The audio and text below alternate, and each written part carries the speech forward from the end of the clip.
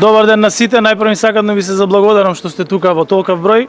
Ова е една исклучително значајна конференција која што се одржува Министерскиот совет на ОПСЕ во Скопје. Можам на почетокот да кажам дека ако ОПСЕ пред 30 години и помогна на Македонија, денес Северна Македонија му помага на ОПСЕ да продолжи да биде најголемата регионална безбедносна организација во Европа. Се надевам дека на денешниот состанок ќе бидат потврдени одлуките кои што веќе се разговара на ниво на амбасадори и дека ОПСЕ ќе продолжи да работи успешно. Ние председававме во најтешката година за ОПСЕ, со оглед на тоа дека организацијата се соочи со голем број предизвици во светло на неоправданата агресија која што и војна која што Русија ја направи врз Украина. Меѓутоа се надевам дека ќе бидат потврдени одлуките за избор на нов председавач, за избор на 4 најзначајни функции и позиции во ОПСЕ, како и донесување на буџетот. Can I kindly ask you to sit? Многу министри го откажа учествието и дори на присуството на рускиот министр. Како тоа го коментирате? Па најпрви вчера јас имав средба со државниот секретар на Соединетите американски држави кој што беше тука и на работната вечера, исто и министерот за надворешни работи господинот Камерон на Велика Британија. Ние треба да бидеме свесни дека секоја земја на свој начин испраќа порака за неоправданата агресија која што Русија ја изврши врз суверена држава, врз Украина. Некои тоа го прават со нивно неприсуство, меѓутоа некои го прават со нивно присуство и со многу јасно се надевам искажани ставови во однос на неоправданоста на оваа агресија. Истото ќе го направам и јас на првото излагање кое што го имам денес на отварањето на овој значаен настан. Меѓутоа едно е клучно дека се надевам дека состанокот ќе биде успешен и на крај би сакал да се заблагодарам на сите институции во нашата држава кои што беа вклучени во организацијата.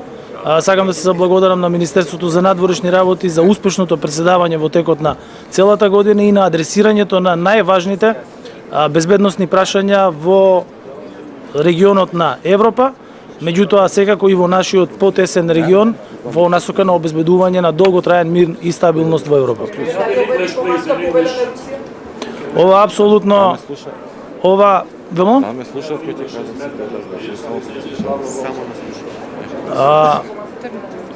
Ова апсолутно не е никаква дипломатска победа на Русија.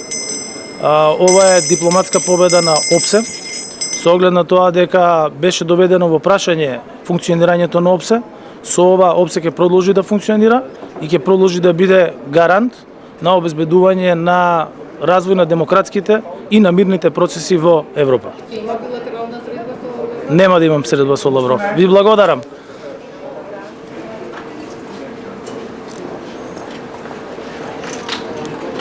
Ladies and gentlemen, distinguished delegates, and honorable ministers, welcome to the 30th Ministerial Council of the Organization for Security and Cooperation in Europe, hosted in Skopje, North Macedonia. We kindly ask you to take your seats as we prepare to start.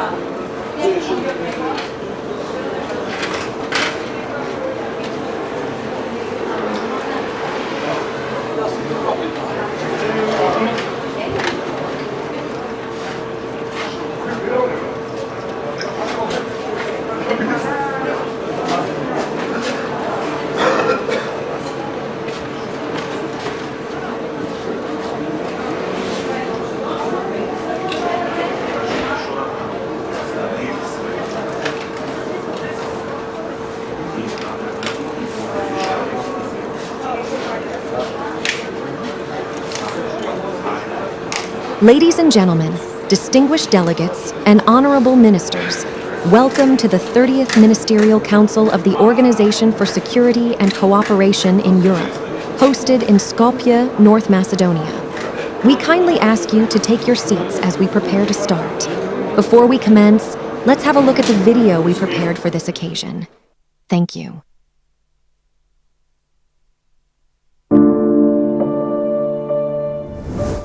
Our world is a beautiful mosaic of diverse cultures, languages, and aspirations. In this world, each person is special and unique, thriving for a life full of hope and opportunity. But our world is fragile and often finds itself at the crossroads of uncertainty. Our differences can lead us down a path of division and conflict, threatening the very fabric of our world.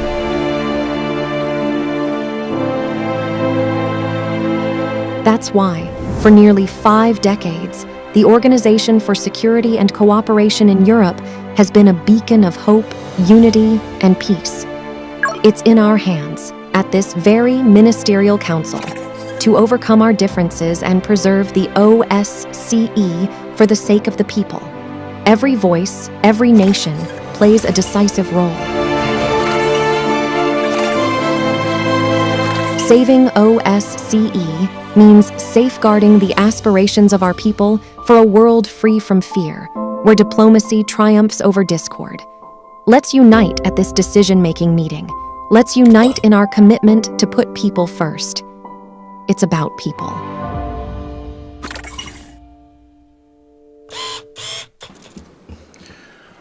Good morning. Your Excellencies, ladies and gentlemen, I hereby formally declare the 30th meeting of the OSCE Ministerial Council open. Excellencies, ladies and gentlemen, let me welcome the Prime Minister of North Macedonia, His Excellency Dimitar Kovacevski, and kindly ask him to address the Ministerial Council of the OSCE. Mr. Prime Minister, you have the floor. Thank you, dear Chairman. Почитувам председавач на ОПСЕ,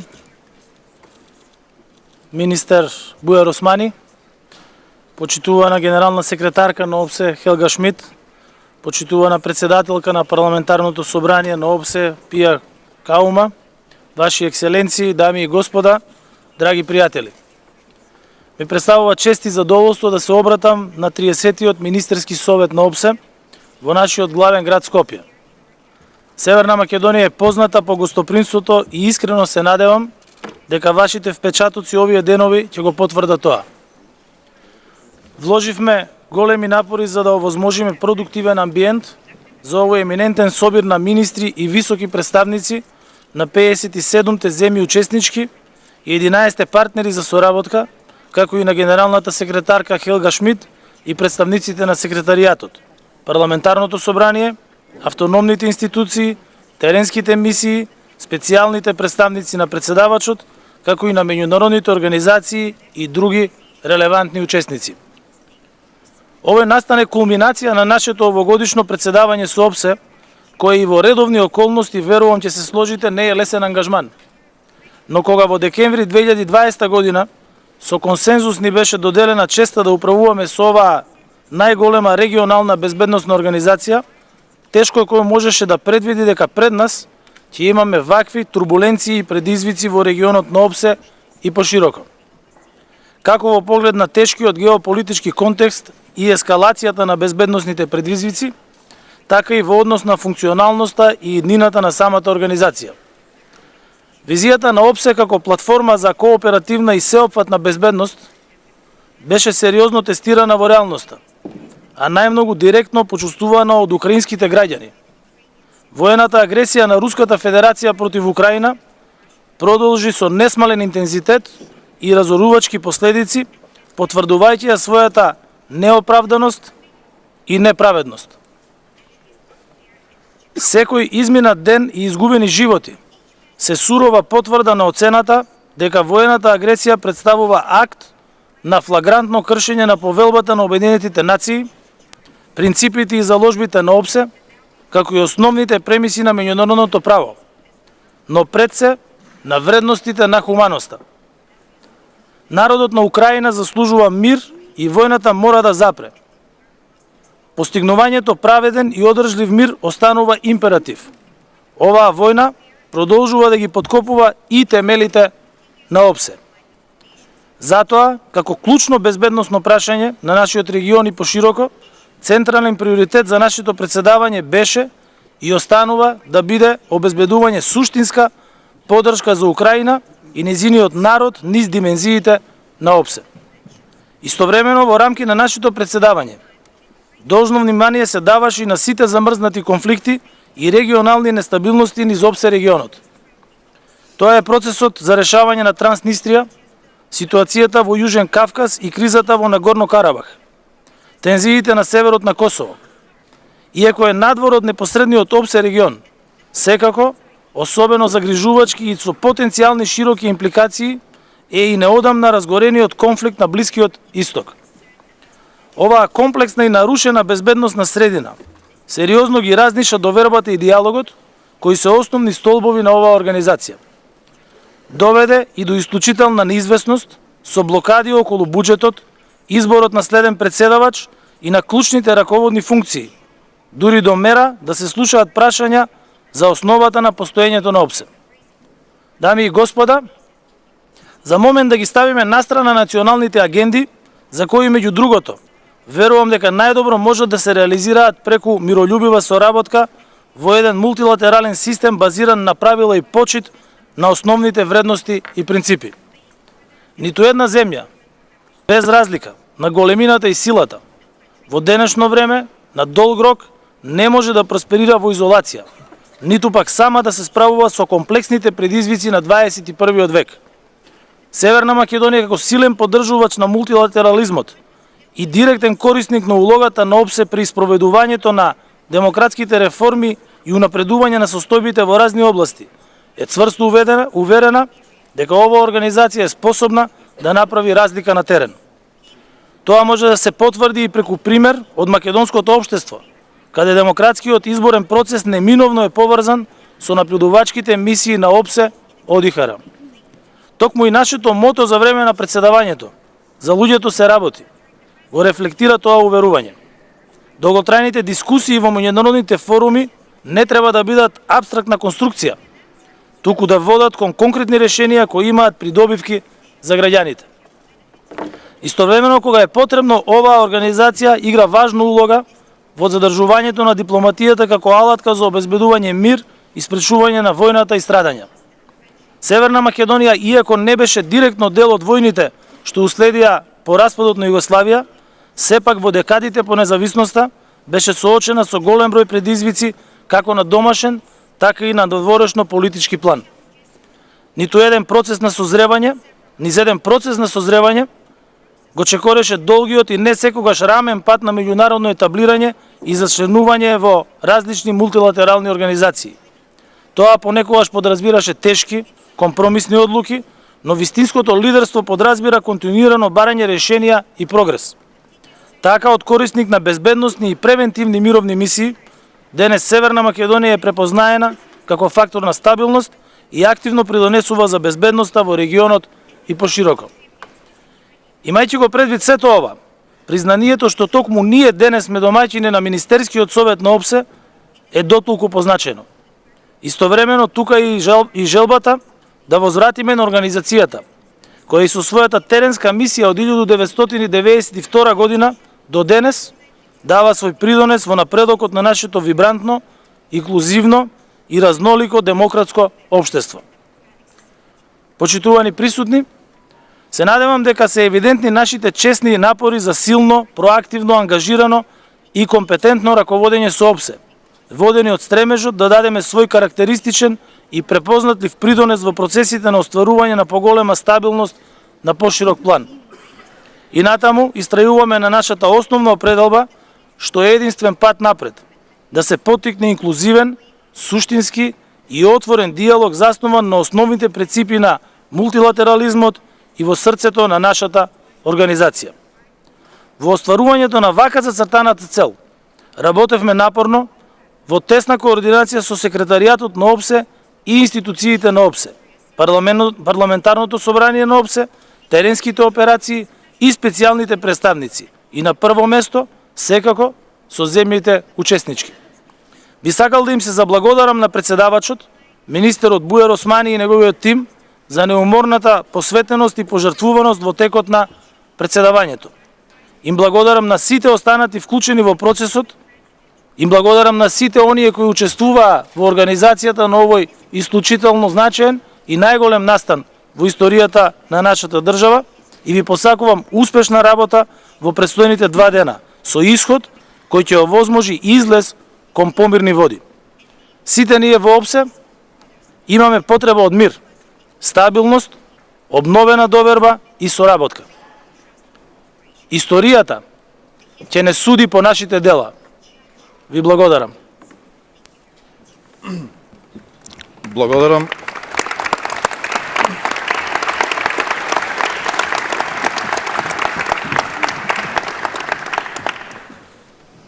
Thank you so much, Mr. Prime Minister.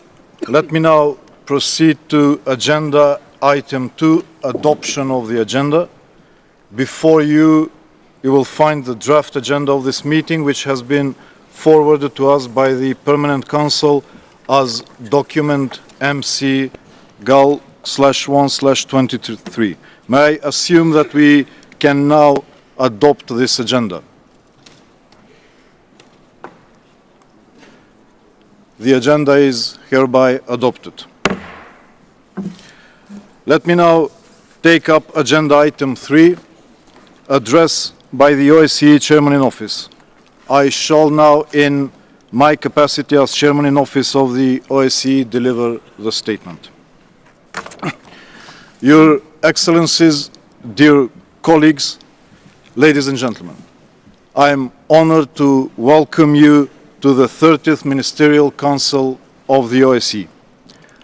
I have invited Minister Borg to join me at the head table, as on Monday at the Permanent Council we reached consensus for Malta to serve as 2024 chair. According to the agenda, we will formalize this tomorrow. Dear colleagues, I'm particularly glad to welcome you all to Skopje, a city known as crossroad of cultures, faiths, and civilizations.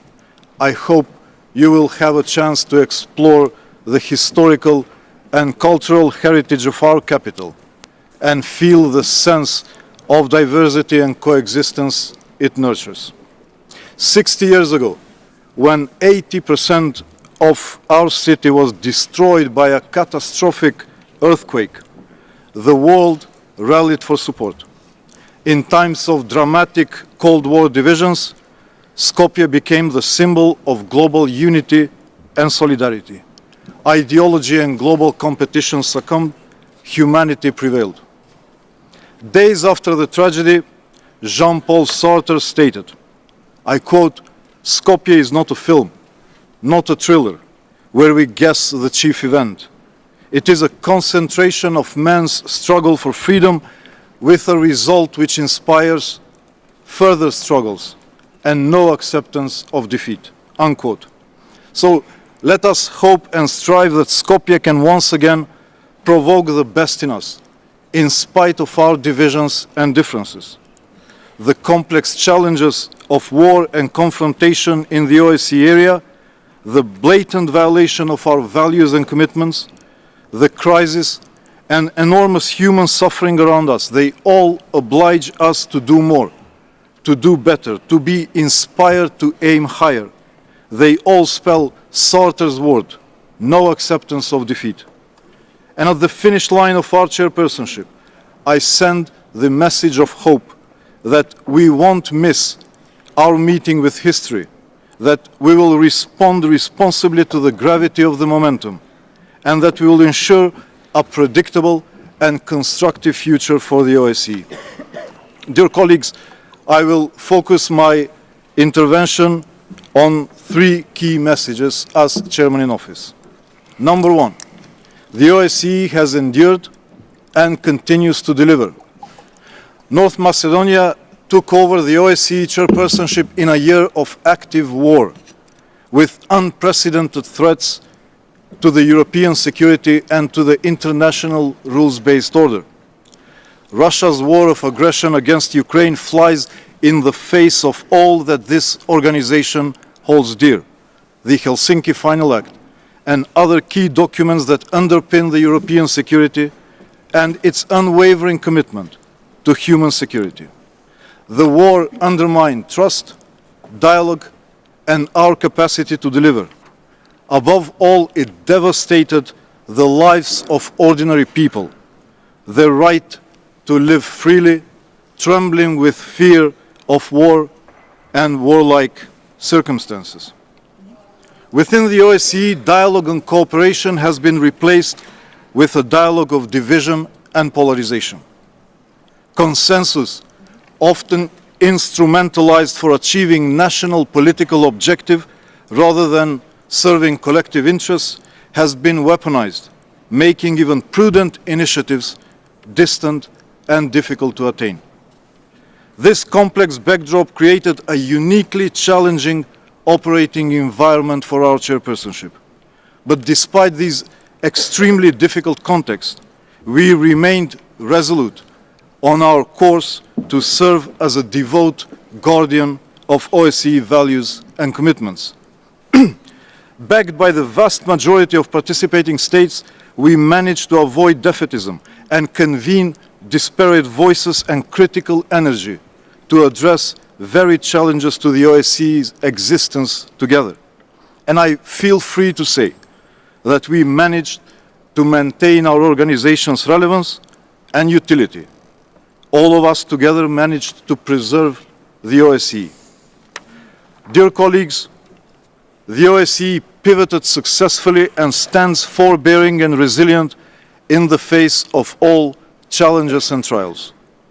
Our organization continues to apply its mandates where possible and when necessary. As chairpersonship, we have engaged in all three dimensions of the OSCE portfolio, organizing the conferences the OSCE is known for, as well as numerous relevant events that added to OSCE's visibility, sharpening the optics that the organization continues to fulfill its mission of cooperative security. Against all odds, OSCE continues to deliver. The field missions continue to make a difference, offering essential practical support to all regions on the map and strengthening capacities in different participating states. We actively engaged across regions, offering our good offices and an indispensable platform for dialogue. Despite the dark realities of conflict faced in Ukraine and the Middle East, multilateralism remains the best tool to prevent conflict and overcome differences and disputes. The OSCE, as world's largest regional security organization, is recognized and valued as needed and reliable partner for peace and stability. With an eye to the future, we have prioritized and engaged in several important areas, including climate change, cybersecurity, anti-corruption, gender and youth. As the world changes, so has the OSCE, and we will continue to adapt to better serve the people and live up to the Helsinki Final Act, come what may. Number two, we must reinforce the OSCE for the future. While underlining the continued relevance of our work and the importance of upholding our values, our organization faced an additional burden with the lack of agreement on its leadership, including the 2024 chair and executive structures and its budget. To continue building an OSCE for the future, we need strategic clarity and not strategic confusion. As chairpersonship, we left no stone unturned to seek and offer solutions to these critical challenges. First among these remains the chair for 2024. And I'm grateful that many participating states joined us in this quest and that the Republic of Malta has assumed the important responsibility and with the agreement of all participating states, stepped up to fill the vital role of 2024 chairperson in office of the OSCE. Minister Borg, I salute your leadership in the OSCE's hour of need. North Macedonia, in its capacity as a Troika member together with Finland, will provide its support and experience to help make your term as chairperson in office the success we all need and we want it to be. We would like to congratulate all participating states for joining consensus in Vienna.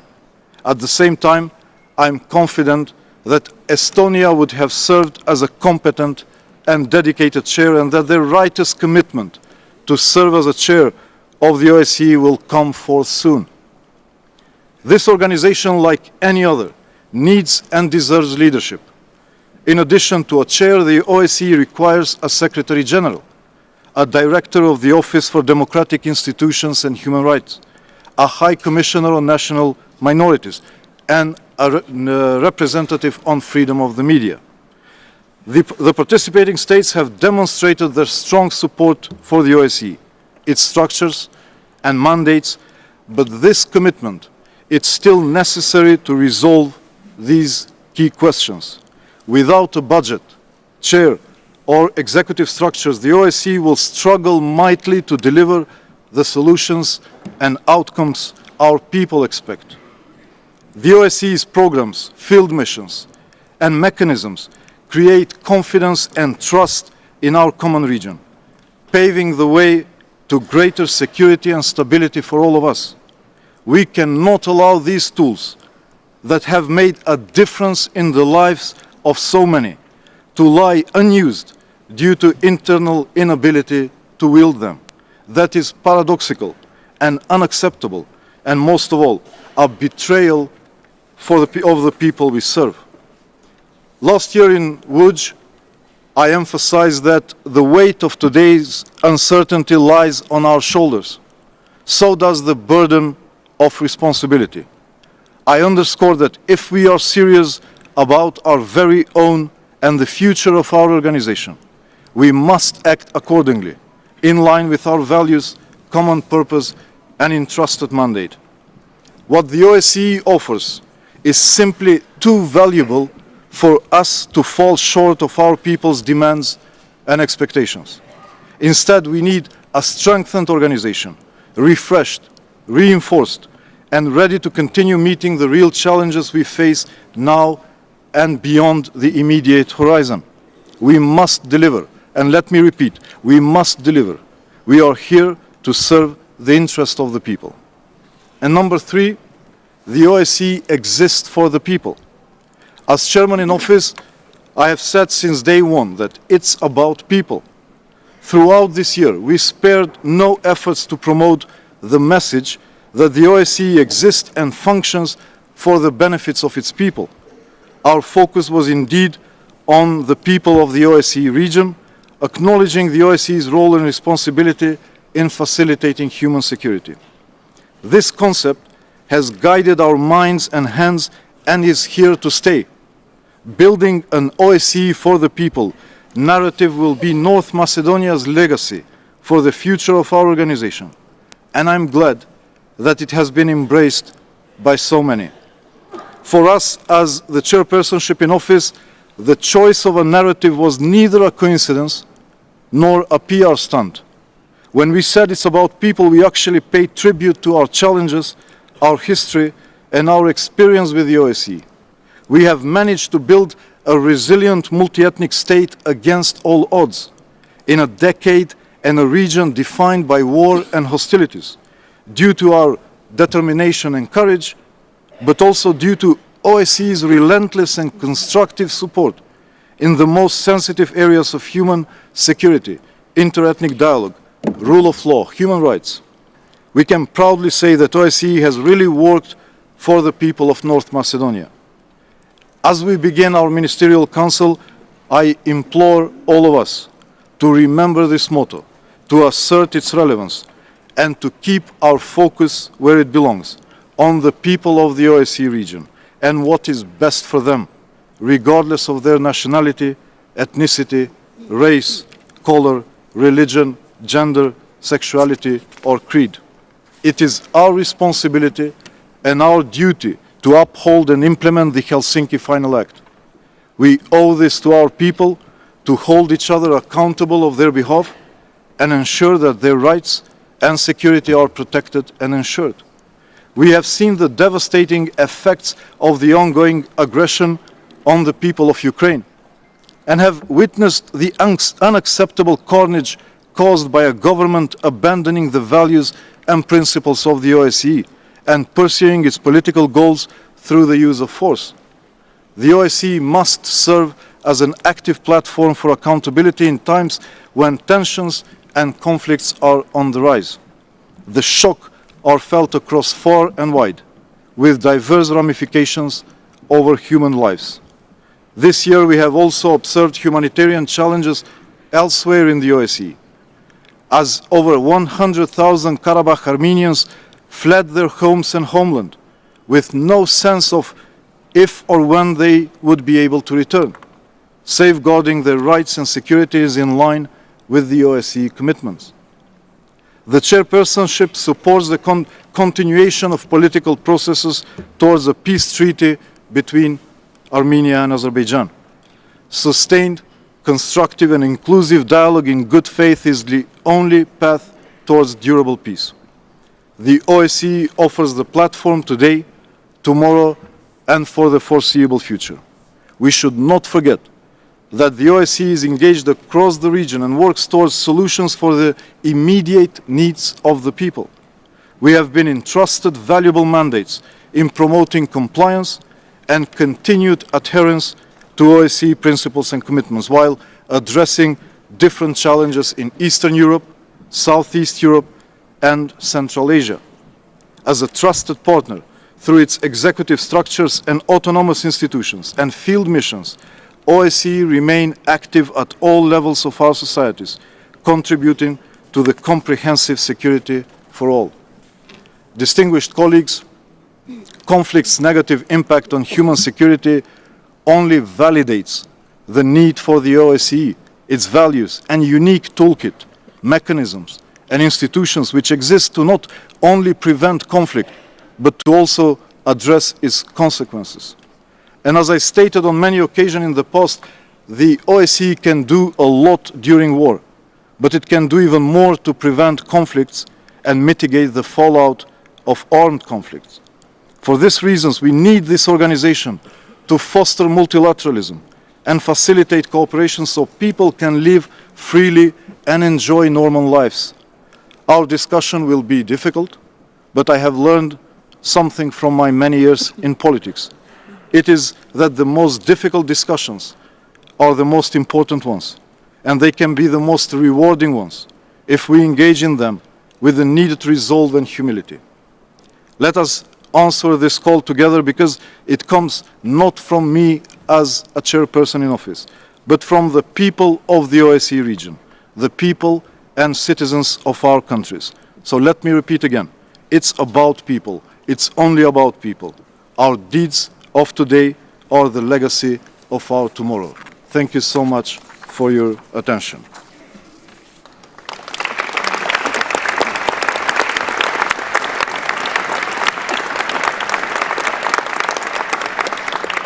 Thank you so much. Let me now take up agenda item 4, address by the President of the OSCE Parliamentary Assembly, and give the floor to Her Excellency Mrs. Pia Kauma, the President of the OSCE Parliamentary Assembly. You have the floor, Madam. Thank you, Mr. Chair. Madam Secretary General, Ministers and Ambassadors, ladies and gentlemen. In a world forever altered by Russia's unprovoked invasion and ongoing war against Ukraine, the impact of aggression echoes across our entire region. The Ukrainian people, brutalized and suffering, remain at the forefront of our attention. We cannot turn a blind eye to these clear, gross and uncorrected violations of the Helsinki Final Act. Simultaneously, we confront a multitude of challenges in all corners of the OSCE. As we attempt to navigate this unknown landscape, we must acknowledge the multifaceted nature of the crisis at hand. As we see in the South Caucasus, regional development cannot be guaranteed without peace and stability. Tensions in the Western Balkans persist, serving as a stark reminder of the fragility and peace of the region. Old wounds can resurface, threatening the hard-won progress towards stability. Central Asia demands our continued attention as the region faces its own unique set of challenges that contribute to this overall complexity. The 7th October terrorist attacks and Israel's military response in Gaza have intensified tensions in the Middle East, with a ripple effect in all of our countries. The OSCE Parliamentary Assembly's latest annual session in Vancouver saw fruitful exchanges on the challenges we face. Yet the conclusions are sobering. For the first time in our 30-year history, parliamentarians added a 4th chapter to our main declaration, addressing the institutional crisis plaguing our organization. This unprecedented step reflects not only the gravity of the situation within the OSCE as an organization, but rings alarms on our inability to respond effectively to the broader geopolitical complexities we face. We recognize the unwavering commitment of North Macedonia to finding a solution. A country whose peoples laid down their weapons to build an inclusive multi-ethnic society. A country which demonstrated successful diplomacy with its neighbors. And a country which, as the host of a field operation for the past 31 years, best understands the value of positive engagement within the OSCE. In this critical context, as a Finn, I am also acutely aware of our collective responsibility as we approach 50 years since the signing of the Helsinki Final Act. Finnish President Urho Kekkonen described August 1st, 1975 as a day of joy and hope, ushering in a new era. While the joy may be elusive today, the hope must endure. Despite the challenging environment created by Russia's unjustified war of aggression on Ukraine, and the fact that Russian Federation continues to violate all 10 principles of the Helsinki Final Act, the OSCE has managed to carry out with his work. However, the obstacles we face, such as delaying agreements on chair and heads of institution, blocking the adoption of the budget, and additional limitations on field operations, threaten our collective security. Our constituents expect results. As their elected representatives, we cannot deflect blame. We must work together towards tangible solutions. In the face of such unprecedented uncertainty, I maintain that the OSCE is more crucial than ever. Our Vancouver Declaration outlines recommendations that underscore our widespread commitment to supporting Ukraine through all means necessary. Real accountability, focusing on victims of conflicts, is paramount. To do this, and be more responsive to our colleagues in Kyiv, we have established a parliamentary support team for Ukraine, which I have the honor to lead. As the executive structures grind to a halt, I will make sure that the OSCE Parliamentary Assembly continues to move forward. My presidency will continue to prioritize strengthening our engagement. The OSCE PA is a forum for political dialogue. We will continue to address challenging topics, offering recommendations to the OSCE and its governments on ways to address our organization's shortcomings. Cooperation with the entire OSCE family, especially with the ODIHR, remains crucial. Strong partnerships in areas like election observation highlight the effectiveness of the OSCE's work. But let us not forget that the OSCE's mission goes beyond crisis management. It extends to shaping a future where the principles of the Helsinki Final Act, born in times of heightened geopolitical confrontation out of a shared commitment, are not just words on paper, but the cornerstone of a stable, peaceful and just world. With the 2024 and 2025 chairpersonships agreed to, we must use this momentum to advance concrete work. Looking ahead, our commitment to the OSCE's mission must guide us in addressing not only the immediate crisis, but also the systemic challenges facing our region. Our ability to foster dialogue, build trust, and uphold the principles of the Helsinki Final Act will determine our success in creating a secure and just future for generations to come. It's about people. Thank you for your attention.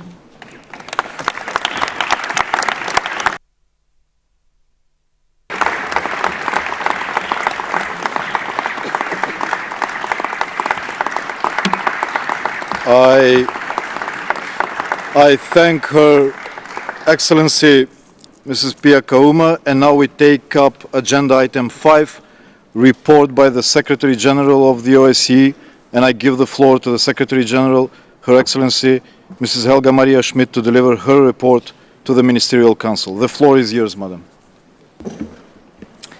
Mr. Prime Minister, Mr. Chair, Madam President of the Parliamentary Assembly, Excellencies, dear colleagues.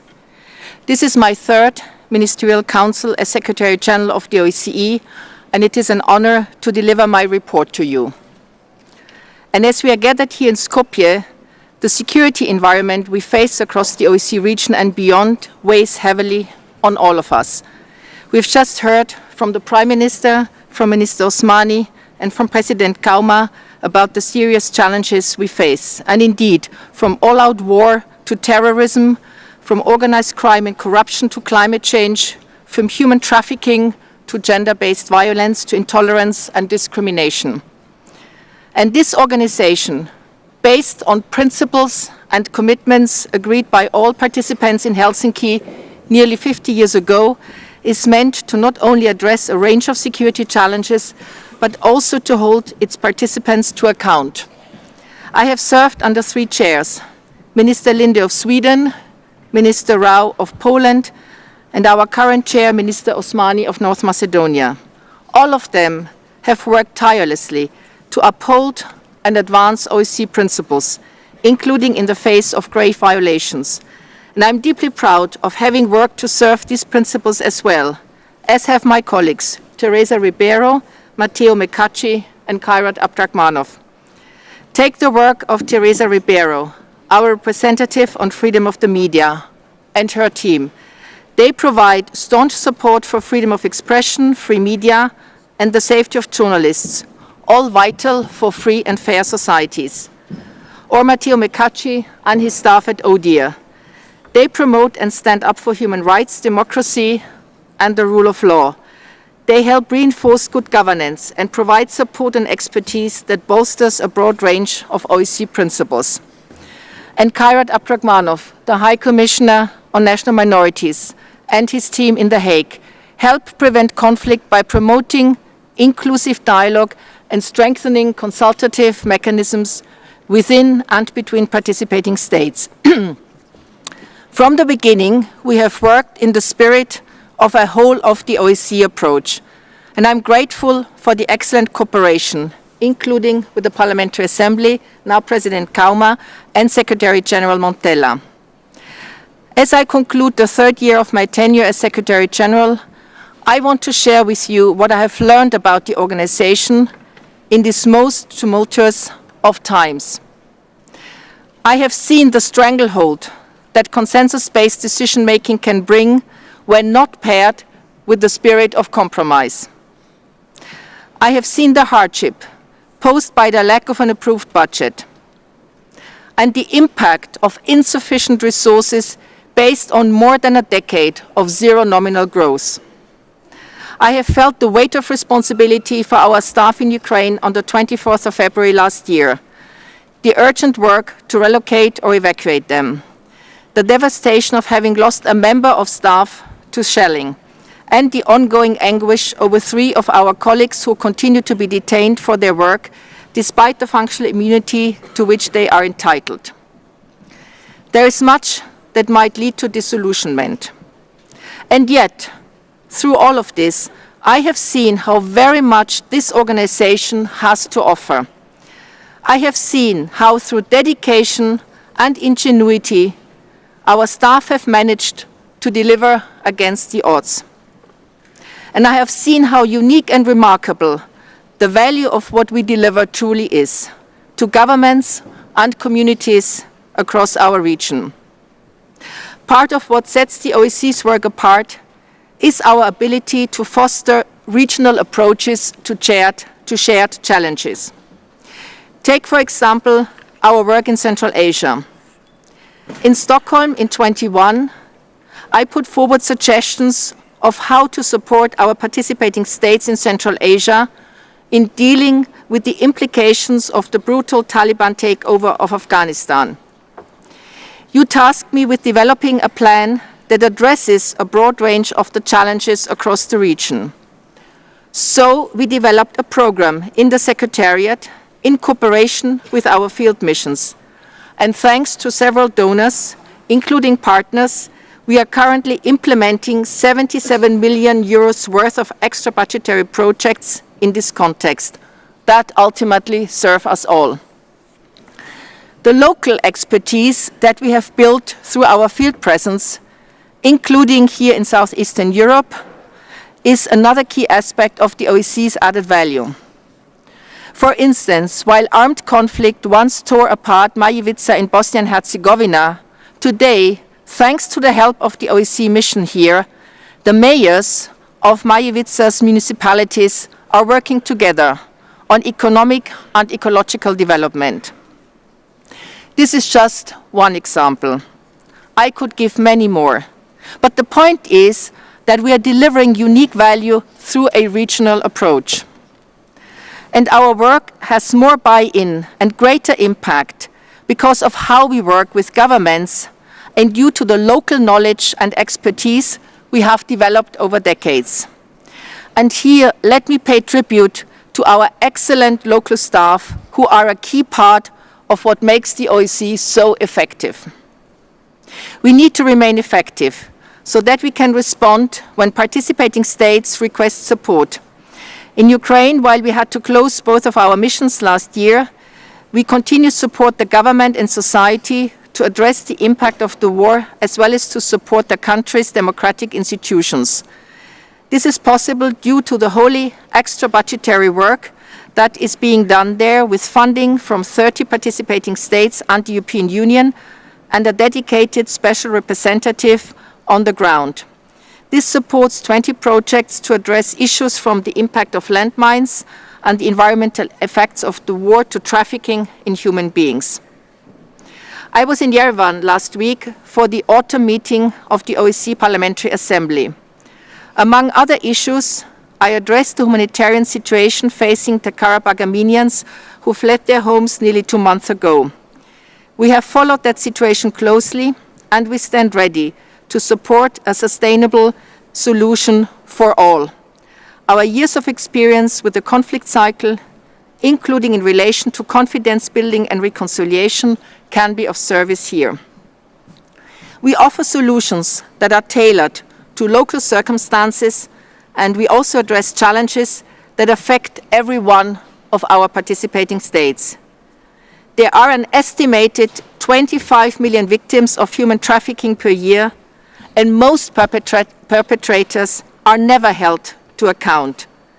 This is not only a human rights issue, but it is a security issue as well, and which is why, across the whole of the OSCE region, we are working with governments and parliaments to make more consistent action against human trafficking.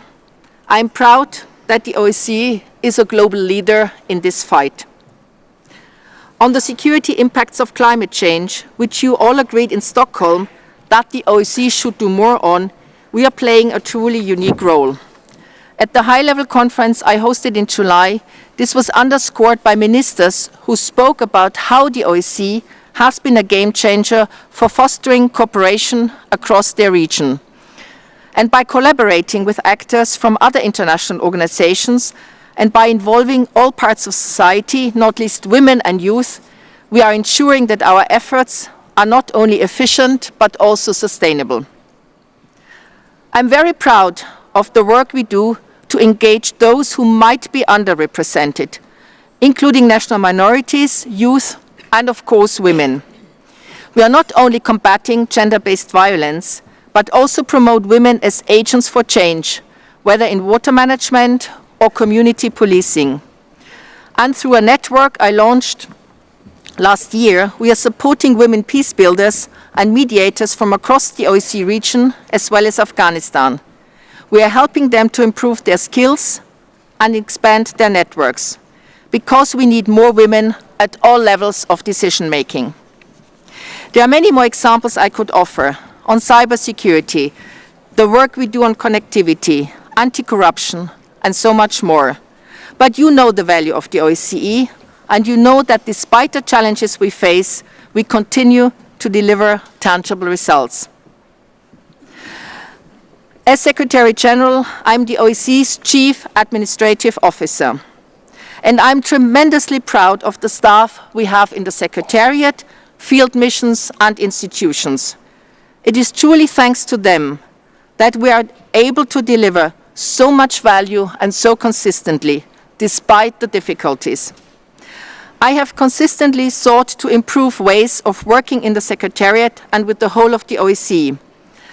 And as promised at the outset, I have modernized internal policies with a focus on effectiveness, including on results-based management and evaluation. And in line with my duty of care, we revised the OSCE's internal justice system, implementing a zero-tolerance approach to all forms of harassment. We have also finalized the Secretariat Functional Review, a comprehensive two-phase change process that involved contributions from a significant portion of the Secretariat staff. The results include many improvements to processes, systems, structures, and the organization of work across the Secretariat. And all of this was delivered without any additional cost to this organization. Where it is within our remit, we are finding ways to improve how the OSCE operates, enhancing efficiency and effectiveness. Yet there is a real need for reforms that depend on you, the participating states. When it comes to resources, we are seeing record amounts of extra budgetary contributions. These have doubled during my tenure. And while I'm very grateful for this, and while I take this as a sign of trust, and I'm really truly grateful, again, to all of you who generously contribute, it cannot substitute for a fixed budget. And as you know, there has not been a unified budget adopted since 2021. As a result, the level of resources we have been operating with has become truly unsustainable. This year, to compensate for inflation and other rising expenses, we had to set up a special fund to supplement our core operating costs. I'm truly grateful to the participating states who have contributed to this fund, which is the only way we could avoid insolvency in 2023. This is no way to run an organization. And while we are meant to align our salary scales with the UN, something participating states agreed, we are not able to do this. In some of our field missions, the alignment rate is barely 60%. The fact that we still have such tremendous staff is remarkable, but also not sustainable. We are losing staff across the organization, people who want to support the work of the OSCE, but simply cannot afford to do so. There are ways to address these and other challenges, but we need your support. Dear ministers, dear colleagues, as I conclude my report to you, I am more convinced than ever that the OSCE is an essential part of the security architecture. The need for our unique contributions is greater than it has ever been. I am proud of the work we do, the results we deliver, and the ways in which we make a difference across the OSCE region. This organization has key instruments needed to support peace and security. And this organization brings all those relevant to security and Eurasia together around one table, including our partners for cooperation. And thank you again, dear Chair, dear Buya, for hosting us all here and also for your dedicated leadership throughout this year. The OSCE has been and remains a quietly powerful force for change for so many of our citizens across the OSCE area. It is indeed about people. With your support, the OSCE can be a crucial contributor to a better future. Thank you very much. Thank you so much.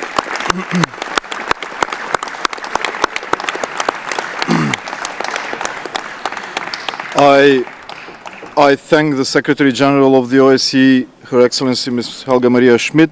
That concludes agenda item 5, and I shall now close the opening session so that we can take up the next agenda items, and let us take a short break to enable the media to leave the hall, and I would kindly request the delegations to remain in their seats.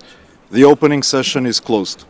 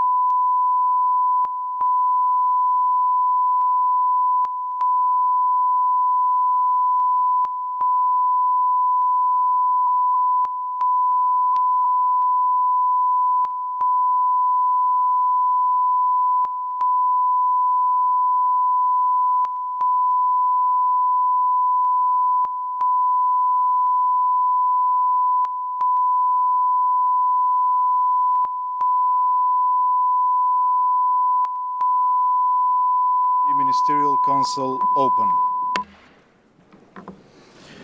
Your Excellencies, ladies and gentlemen, let me take up agenda item 6, statements by heads of delegations.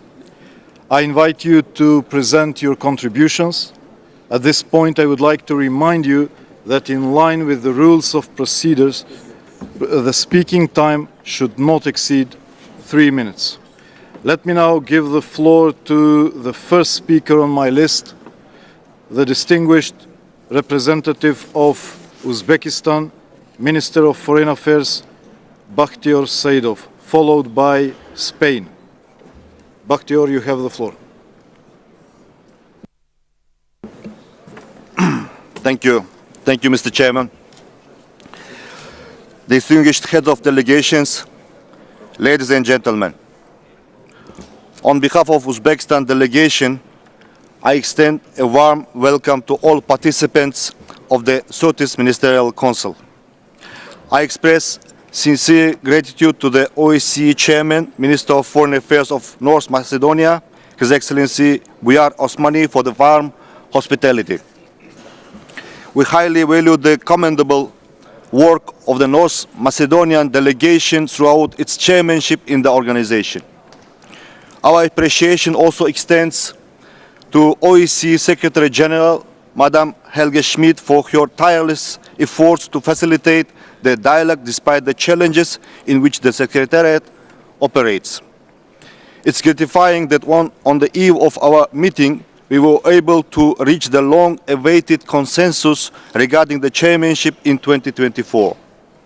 This is an important achievement that demonstrates strong will and commitment of participating states to preserve the integrity of the OSCE. We hope to reach compromise decisions on the remaining issues. Our meeting today takes place amid mounting global geopolitical tensions, escalating international conflicts, and growing instability within and around the OSCE area. Unfortunately, we observe an alarming trend deviating from the norms and principles of international law.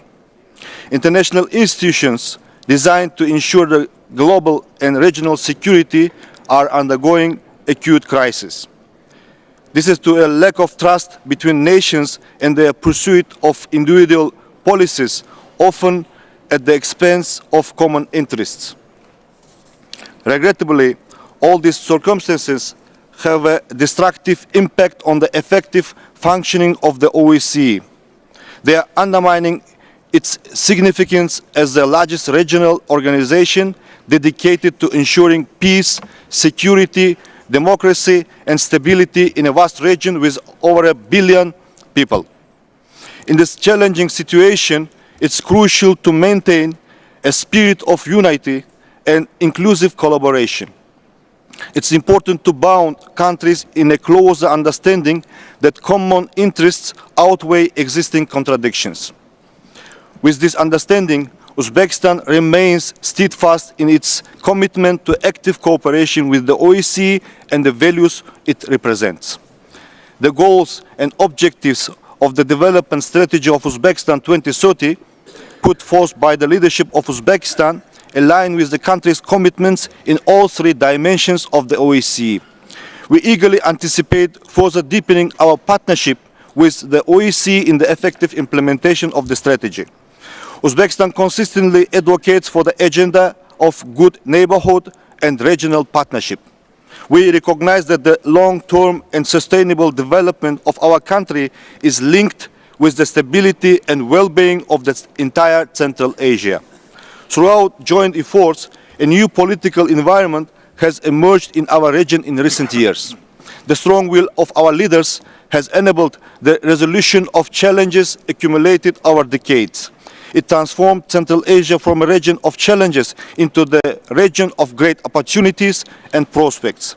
We count on the OSCE's continued support in fostering cooperation and connectivity among Central Asian countries, integrating them into global economic and transport networks. We encourage the organization to actively engage institutions and resources in participating in economically significant regional projects. Dear colleagues, the countries of Central Asia are acutely feeling the serious impacts of global climate change and disruptions in the ecological balance. Abnormal weather conditions, increased drought frequency, dust storms, land degradation, loss of biodiversity, and significant reduction in water resources are prevalent. The pace of climate change in our region is double the global average. The adverse effects of the Aral Sea disaster extend far beyond Central Asia. In this context, we support the outcomes of the high-level conference on climate change held at the initiative of the OECD Secretary General on July in Vienna. We anticipate expanding global and regional projects to enhance the sustainability of our shared ecosystem, improve water resources management efficiency, and promote green development. We consistently fulfill our obligations under the Paris Agreement. We will introduce new initiatives to strengthen the fight against climate change at the national, regional, and global levels during upcoming COP28 Climate Summit. In 2024, we plan to convene the first Samarkand International Climate Forum to exchange views and collaborate on achieving green development goals in Central Asia. We invite the delegations of member states and the leadership of the OECD to actively participate in this forum. Colleagues, establishing peace and tranquility in Afghanistan is crucial for ensuring strategic stability and security in our region. However, amidst escalating conflicts and wars worldwide, this matter is regrettably relegated to the background and left beyond the attention of the international community. It's imperative to prevent the Afghan people from becoming isolated amid the deep humanitarian crisis in their country.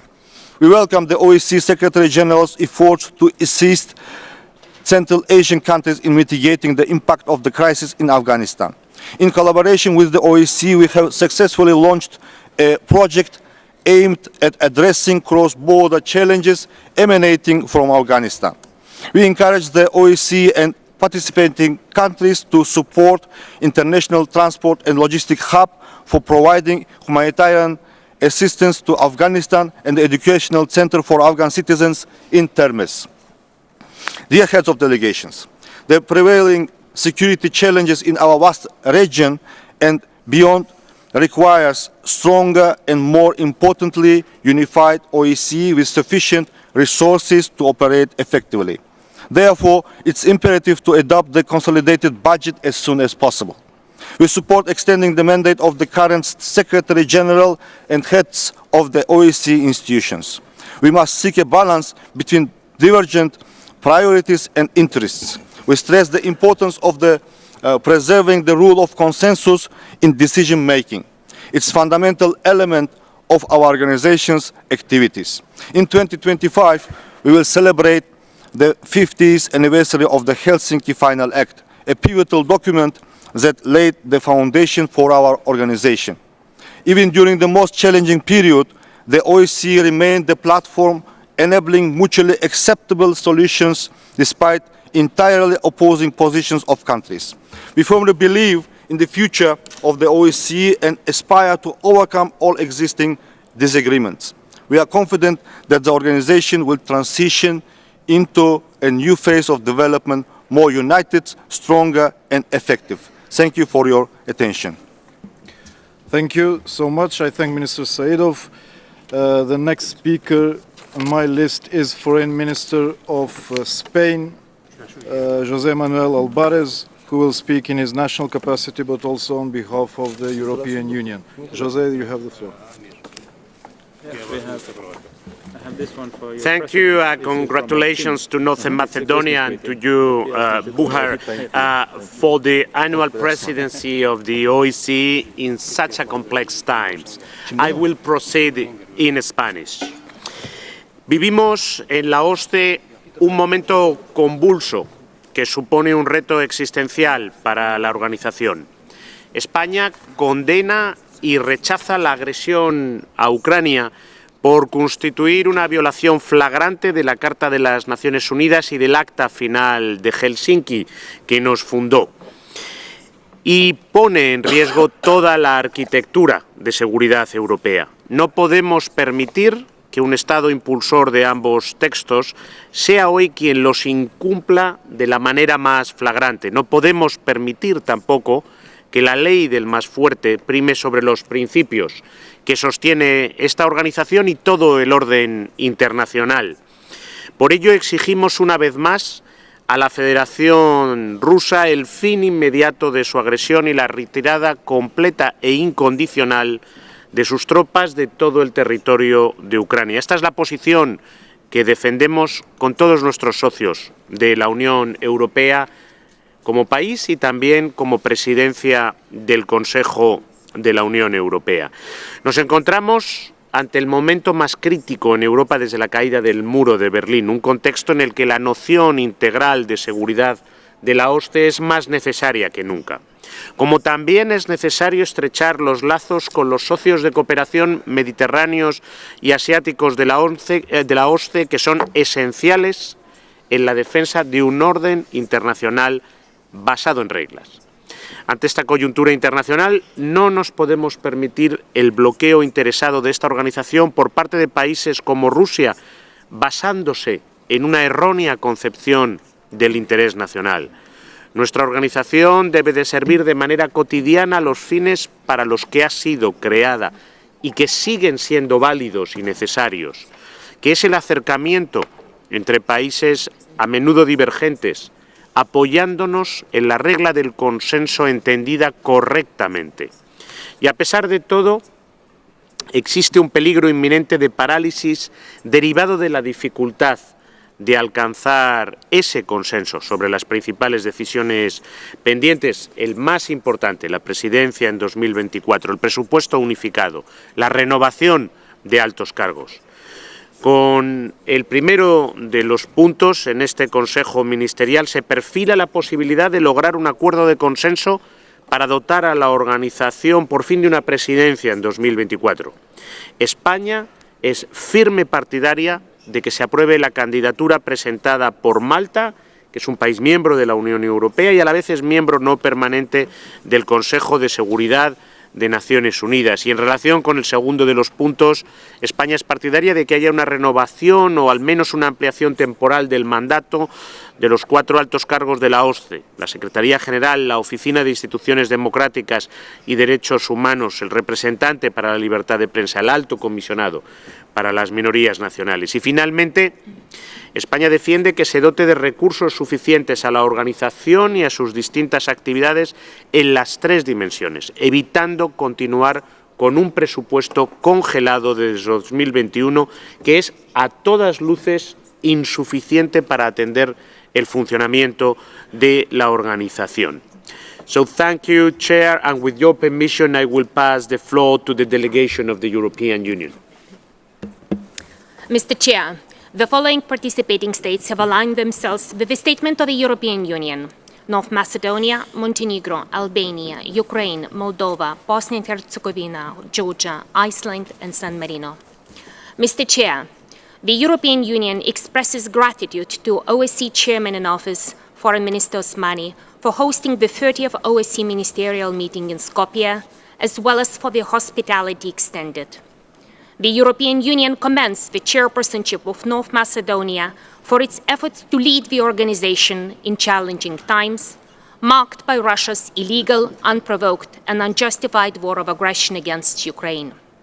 We strongly condemn the ongoing blatant violations by the Russian Federation of international law and OSCE principles and commitments, which also impede the regular work of the organization. We once again call on Russia to immediately stop its war of aggression against Ukraine and completely and unconditionally withdraw all its forces and military equipment from the entire territory of Ukraine within its international recognized borders. The European Union's support for the OSCE stems from our strong commitment to effective multilateralism, firmly rooted in the respect for the rule of law and international law.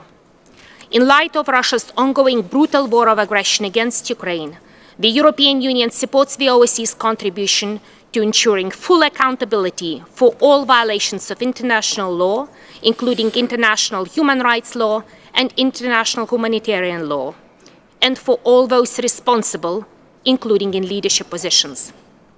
By launching its war of aggression against Ukraine, Russia has flouted the core norms, principles and commitments on which European security is built, as enshrined in the Helsinki Final Act, the Paris Charter, and underpinned in the UN Charter, refraining from the use of force, respect for sovereignty, territorial integrity, inviolability of borders, and protecting human rights and fundamental freedoms.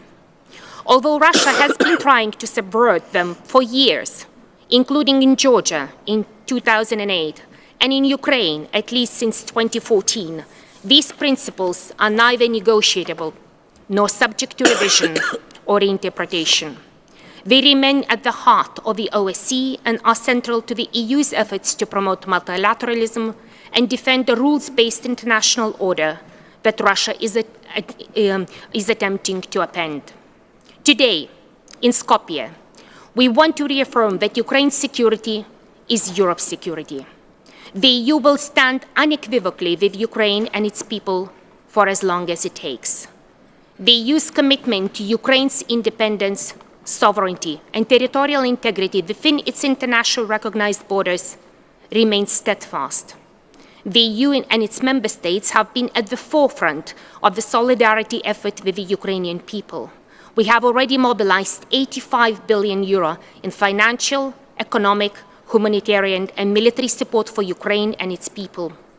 In the longer term, we will contribute, together with partners, to future security commitments to Ukraine, which will help it defend itself, resist destabilization efforts, and deter further acts of aggression in the future.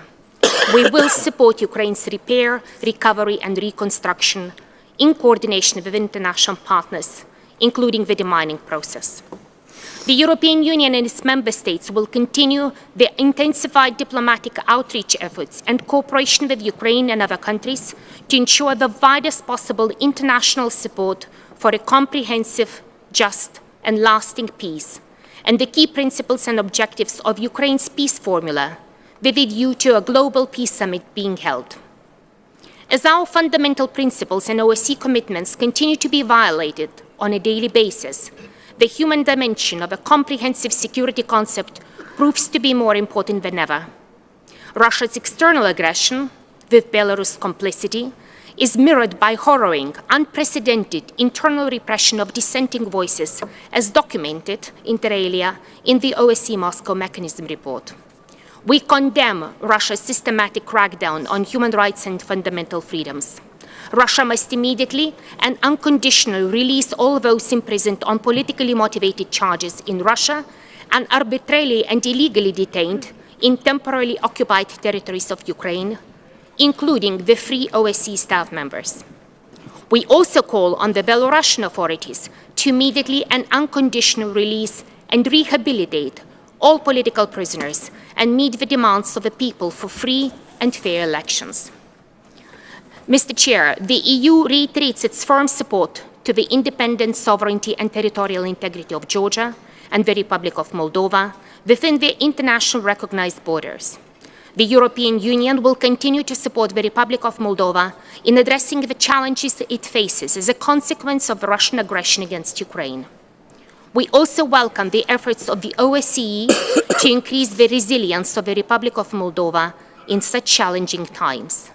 The European Union will continue to work closely with Ukraine, the Republic of Moldova, and Georgia, and support their reform efforts on the European paths.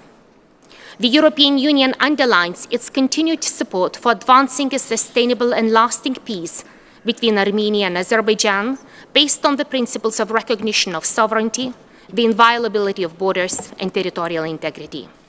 The European Union underlines the importance of ensuring the rights and security of the Karabakh Armenians, including those who wish to return to their homes. The EU calls on the parties to engage in good faith in the Brussels normalization process and to finalize this process by the end of this year. The European Union encourages synergies with the OSCE engagement in Central Asia and promotes such engagement with a focus on regional security and resilience, preventing and countering transnational threats, women's and girls' empowerment, addressing climate change, cybersecurity, and the different sectors of sustainable connectivity as identified in the Global Gateway Strategy. The European Union continues to support OSCE's crucial work in addressing the environmental degradation, climate change, biodiversity loss nexus, and its impact on security across all dimensions of security.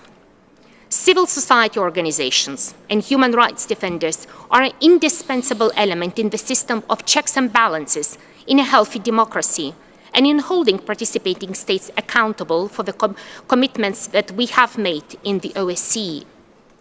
The OSCE is a key component of European security order. The European Union wants to ensure that the OSCE's unique approach to security remains effective. To achieve this goal, we will continue to support the implementation of the OSCE principles and commitments in all three dimensions and strengthen the OSCE's capacities and field activities. Our aim is to preserve and enhance the OSCE's role as a platform for good faith dialogue on peace, security, and accountability.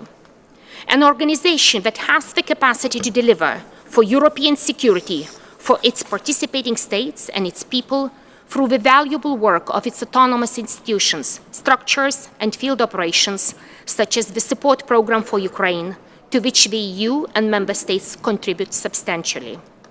In order to maintain its ability to act under these difficult circumstances and to allow for its effective functioning across all three dimensions, the organization needs to be funded adequately and have the necessary leadership in place. Therefore, we fully support the nomination of Malta for the chairpersonship in office for 2024 and the joint, undifferentiated extension of the mandates for the current Secretary General and the heads of the three autonomous institutions beyond 2023. To conclude, let me reiterate again our firm commitment to the OSCE and the values it represents. We want to thank you once again, Minister Osmani, for your tireless efforts to keep the organization functioning in one of the most difficult periods for European security in decades. I thank you. Thank you so much. I thank Minister of Foreign Affairs of Spain and the representative of the European Union. I would like to once again remind you to stick to the time limit of 3 minutes. And now the next speaker on my list is the distinguished representative of Finland, Minister Elina Valtonen, followed by Sweden. Dear Elina, you have the floor. Distinguished Chair, Minister Osmani, dear Bujar, dear colleagues, ladies and gentlemen. We meet in an extremely serious time as Russia continues its brutal and violent war of aggression against Ukraine. Russia is not only blatantly violating the UN Charter, but also breaking the core principles and commitments of the European security order. Russia has been trying to subvert these basic principles for years, including in Georgia in 2008 and in Ukraine since 2014. These principles are neither negotiable nor subject to revision or reinterpretation. Russia's notions of spheres of influence or zero-sum game have no place in Europe in the 2020s. War and destruction is Russia's choice. It is important to remember that Russia could end this war at any time, and Russia alone is responsible for where we are now, facing another winter of war in Europe. And already now we can say that Russia, who attacked with a quick victory in mind, has failed and will fail to defeat Ukraine. Ukrainians' resilience and bravery are admirable. Mr. Chair, Russia's war of aggression against Ukraine has severely damaged the OSCE. I want to express my sincere appreciation and gratitude to you, dear Bujar, and to your team for your staunch leadership when faced with this challenge. Your team has worked hard to safeguard the future of this organization. We are very pleased that this week a consensus was found, and grateful for the leadership shown by Malta by stepping up for the chairpersonship in 2024. We are ready to support you by all possible means as participating state and as a Troika member. Yet, the disruptive policies of Russia continue to sabotage the functionality of the OSCE. We need a decision on the top 4 positions, all of them for 1 year. Mr. Chair, the OSCE contributes to promoting and upholding the rule of law, democracy and human rights, as well as conflict prevention and peace mediation in the OSCE region. We should make full use of the OSCE toolbox across all 3 dimensions in autonomous institutions and in OSCE field operations. Without the political will and commitment to the OSCE of all participating states, this organization's potential is not fully realized. This organization is only as effective as we, the participating states, allow it to be. While our focus is on Russia's war against Ukraine, we should not lose sight of the valuable and concrete work that the organization does across the OSCE region. I would like to take this opportunity to thank the OSCE staff in Vienna, in the autonomous institutions and field operations across the OSCE space for the important work that you carry out in a challenging time. As Finland is preparing to assume the chairpersonship in 2025, I want to stress our commitment to strengthen the rules-based order through reconfirming the Helsinki principles and to safeguard the OSCE to serve its purpose, promoting security in the OSCE region. Thank you very much. Thank you. I thank Minister Valtonen. Next speaker is Minister for Foreign Affairs of Sweden, Tobias Billström, followed by Germany. Tobias, you have the floor. Thank you very much. While fully aligning with the statement of the EU, I make the following remarks in my national capacity. I thank Minister Osmani and his team for ceaseless efforts to find solutions to the pressing international challenges. I also express my gratitude to Secretary General Schmid, the heads of institutions, the Parliamentary Assembly and the OSCE staff for their dedicated work. I thank Malta for accepting the responsibility as chair for 2024 at a crucial moment for our organization and European security. You can expect our full support. I also thank Estonia for standing by its candidature and the principles of which the OSCE is built, and we remain convinced that Estonia will make an excellent future chair. Excellencies, the European Security Order, based on international law, including the UN Charter, the Helsinki Final Act, and the Charter of Paris, provides a blueprint to security for all participating states. It is under attack, but it is as valid as ever, and Sweden remained as determined as ever to protect it. At the core of the European Security Order is the right of every European state to choose its own security arrangements. And by applying for NATO membership, Sweden has exercised this invaluable right. Russia's unjustified and unprovoked war of aggression against Ukraine is a flagrant violation of international law and of OSCE principles and commitments that we have all signed up to. The war of aggression, for which Russia bears the full responsibility, continues to cause immense suffering for Ukraine and its people and puts our common security in an extremely grave situation. We repeat our demand on Russia to stop its aggression and completely and unconditionally withdraw all of its forces and military equipment from the entire territory of Ukraine within its internationally recognized borders. We also call on Belarus to stop aiding and assisting Russia in its aggression. Excellencies, Ukraine is not only fighting for its own freedom, but for the security and values of Europe. Our support to Ukraine is crucial.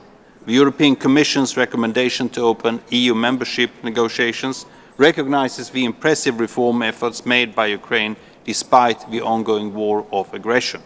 Lasting peace and security require accountability for all crimes committed in and against Ukraine, including for the crime of aggression.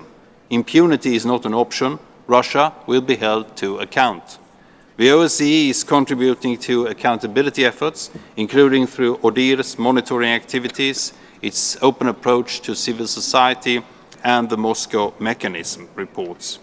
These show an indisputable link between internal repression in Russia and Belarus and their external aggression against Ukraine. We call on the Belarusian regime to end its repression, release all political prisoners and detainees immediately and unconditionally, to respect media freedom and civil society, and start an inclusive national dialogue. And we similarly call on Russia to abide by international law, including international humanitarian law and international human rights laws, as well as its OSCE human dimension commitments. The loud and clear message from the parallel civil society conference here in Skopje confirms the growing authoritarianism and increased human rights violations and abuses in parts of our region. Here, the OSCE autonomous institutions plays an invaluable role, and Sweden strongly supports an extension of the mandates of the current heads of institutions and the Secretary General beyond 2023 in an equal manner. Excellencies, we must not also forget how Russia is extending its malign influence in other participating states. And I reiterate our support to Moldova and Georgia to strengthen their resilience, security, restoration of their territory, as well as their EU integration paths. We are also closely following developments in Nagorno-Karabakh. Humanitarian support for refugees and safe return for those who wish to come back must be ensured, and we encourage Armenia and Azerbaijan to continue the EU-facilitated dialogue. Excellencies, my final words, the OSCE offers a valuable platform to address multiple crises of our region based on its founding principles and international law. And Sweden will remain committed and do its part. I thank you very much. I thank Minister Billström. The next speaker is Federal Minister for Foreign Affairs of Germany, Annalena Baerbock, followed by the United Kingdom. Dear Annalena, you have the floor. Vielen Dank, Minister Osmani, lieber Burja, liebe Generalsekretärin, liebe Helga Schmidt, sehr geehrte Frau Präsidentin der Parlamentarischen Versammlung, liebe Pia Kauma. Wenn man ans letzte Jahr zurückdenkt, dann würden sicherlich viele das Treffen in Łódź nicht als wichtigstes politisches Signal, jedenfalls medial sehen. Ich glaube, es war eines unserer wichtigsten politischen Treffen im letzten Jahr der Ministerrat der OSZE im Dezember 2022. Denn durch den Beginn des völkerrechtswidrigen Angriffskriegs hat Russland nicht nur die Ukraine, seine Menschen angegriffen, sondern auch unsere europäische Friedens- und Sicherheitsordnung. Wir haben in Łódź als 55 Staaten der OSZE deutlich gemacht, dass wir diesen zentralen Baustein unserer Sicherheitsarchitektur, unsere Organisation für Sicherheit und Zusammenarbeit in Europa zusammenhalten werden mit allem, was wir haben. 55 Länder, so unterschiedlich wie Sie, so unterschiedlich wie wir sind, von Zentralasien über die Republik Moldau, den Südkaukasus bis hin zum westlichen Balkan, haben sich dafür entschieden, auf der Seite des internationalen Rechts, auf der Seite von Frieden und Freiheit zu stehen, selbst wenn Russland versucht hat, mit einer Blockade des Budgets unsere Handlungsmöglichkeiten auf Null zu setzen. Und da Russland heute hier im Saal ist, der Außenminister offensichtlich wie auch bei anderen Sitzungen nur, wenn er selber spricht, aber nicht um anderen zuzuhören, sage ich an dieser Stelle noch einmal deutlich, stoppen Sie diesen Krieg, der auch ein Krieg auf genau diese Organisation, die Sicherheit und Kooperation in Europa ist. Stoppen Sie das unsägliche Leid, das Sie über Millionen von Menschen bringen und mit dem Sie zugleich tagtäglich unsere Organisation, diese Organisation hier verletzen.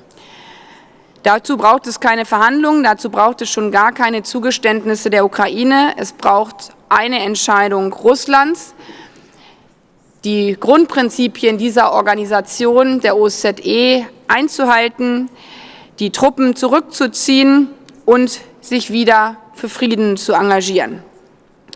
Ebenso deutlich möchte ich unterstreichen, dass 3 Mitarbeiter der OSZE-Beobachtermission nach wie vor in der Gefangenschaft Russlands sind und auch dass das eine brutale Verletzung unserer gemeinsamen OSZE-Regeln ist. Ich sage ebenso deutlich, wir werden weiterhin alles dafür tun, dass auch wenn dieser russische Angriffskrieg weitergeht, die OSZE nicht zerbricht. Denn wir haben gerade in den letzten Wochen gesehen, dass die Zukunft dieser Organisation und ihrer Werte wichtiger ist denn je, dass wir die OSZE immer wieder aufs Neue verteidigen müssen, wenn wir erhalten wollen, was sie für die Zusammenarbeit und den Dialog unserer Länder erreicht hat, als größte Sicherheitsorganisation der Welt. Ich möchte dem Vorsitz, ich möchte dir, lieber Bouillard, und auch deinem Team dafür danken, dass ihr es im letzten Jahr genau geschafft habt, diese größte Sicherheitsorganisation der Welt am Leben zu erhalten, mit ganz viel Kreativität, mit ganz viel Sonderbeiträgen. Auch dafür mein herzlicher Dank. Auch Deutschland hat einen erheblichen freiwilligen Beitrag zum Budget geleistet, um so wichtige Themen wie eben die Frage von Menschenrechten, von Freiheitsrechten, von Medienvielfalt, aber auch die Frage vom Schutz von Frauen und Kindern immer wieder auf die Tagesordnung zu bringen, was eigentlich ohne ein reguläres Budget kaum möglich gewesen wäre. Stellvertretend dafür steht, lieber Helga Schmidt, lieber Buya Osmani, die erste Gender Equality Conference der OSZE, die organisiert wurde, um deutlich zu machen, dass insbesondere Frauen und Kinder in Konflikten am meisten leiden. Ich bin dankbar, dass mit Malta jetzt ein neuer Vorsitz übernimmt, der ebenso gezeigt hat, dass er in den schwierigsten Momenten an Lösungen orientiert ist, pragmatisch handeln kann. Daher herzlichen Dank an Malta für die Übernahme des Vorsitzes 24. Und ich bin überzeugt, dass auch Estland diesen Vorsitz ebenso gut ausgefüllt hätte.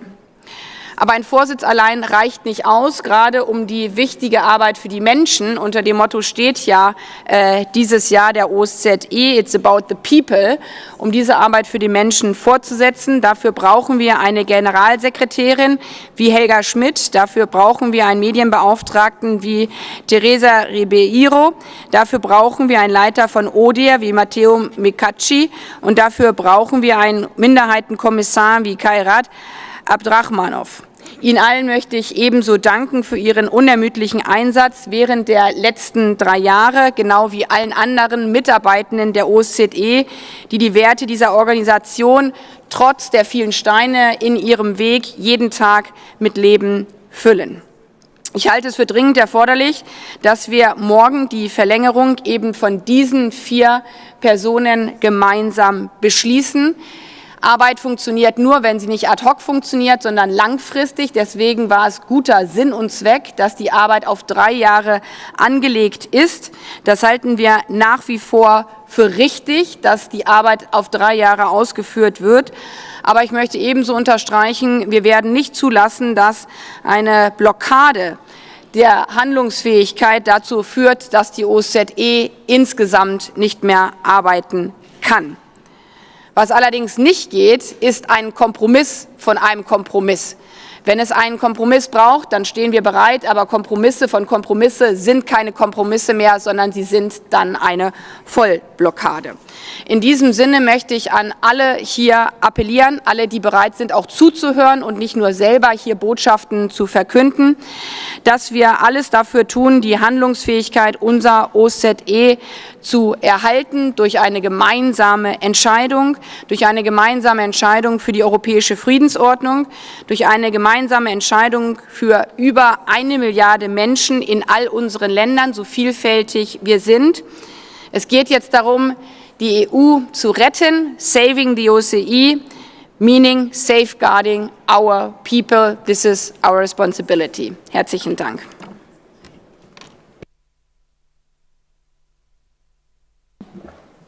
I thank Minister Baerbock. The next speaker is UK Minister for the Armed Forces, James Hippie, followed by the United States. Dear James, you have the floor. Thank you, Foreign Minister Osmani. I wanted to begin by paying tribute to you for your personal leadership of the OSCE in such difficult times, and to the Secretary-General and her staff. Our thoughts are with those OSCE personnel cruelly detained by Russia. They must be released immediately. As our new Foreign Secretary said at dinner last night, we face a daunting set of challenges, but these only make clear why we must back the OSCE. The return of war to Europe only underlines the enduring value of this institution. OSCE principles of sovereignty, territorial integrity, and non-use of force should be the foundation of peace on the European continent. Russia has trampled on these principles with devastating results. Ukraine is fighting not just for its freedom, but the right of all nations to make sovereign choices free from coercion.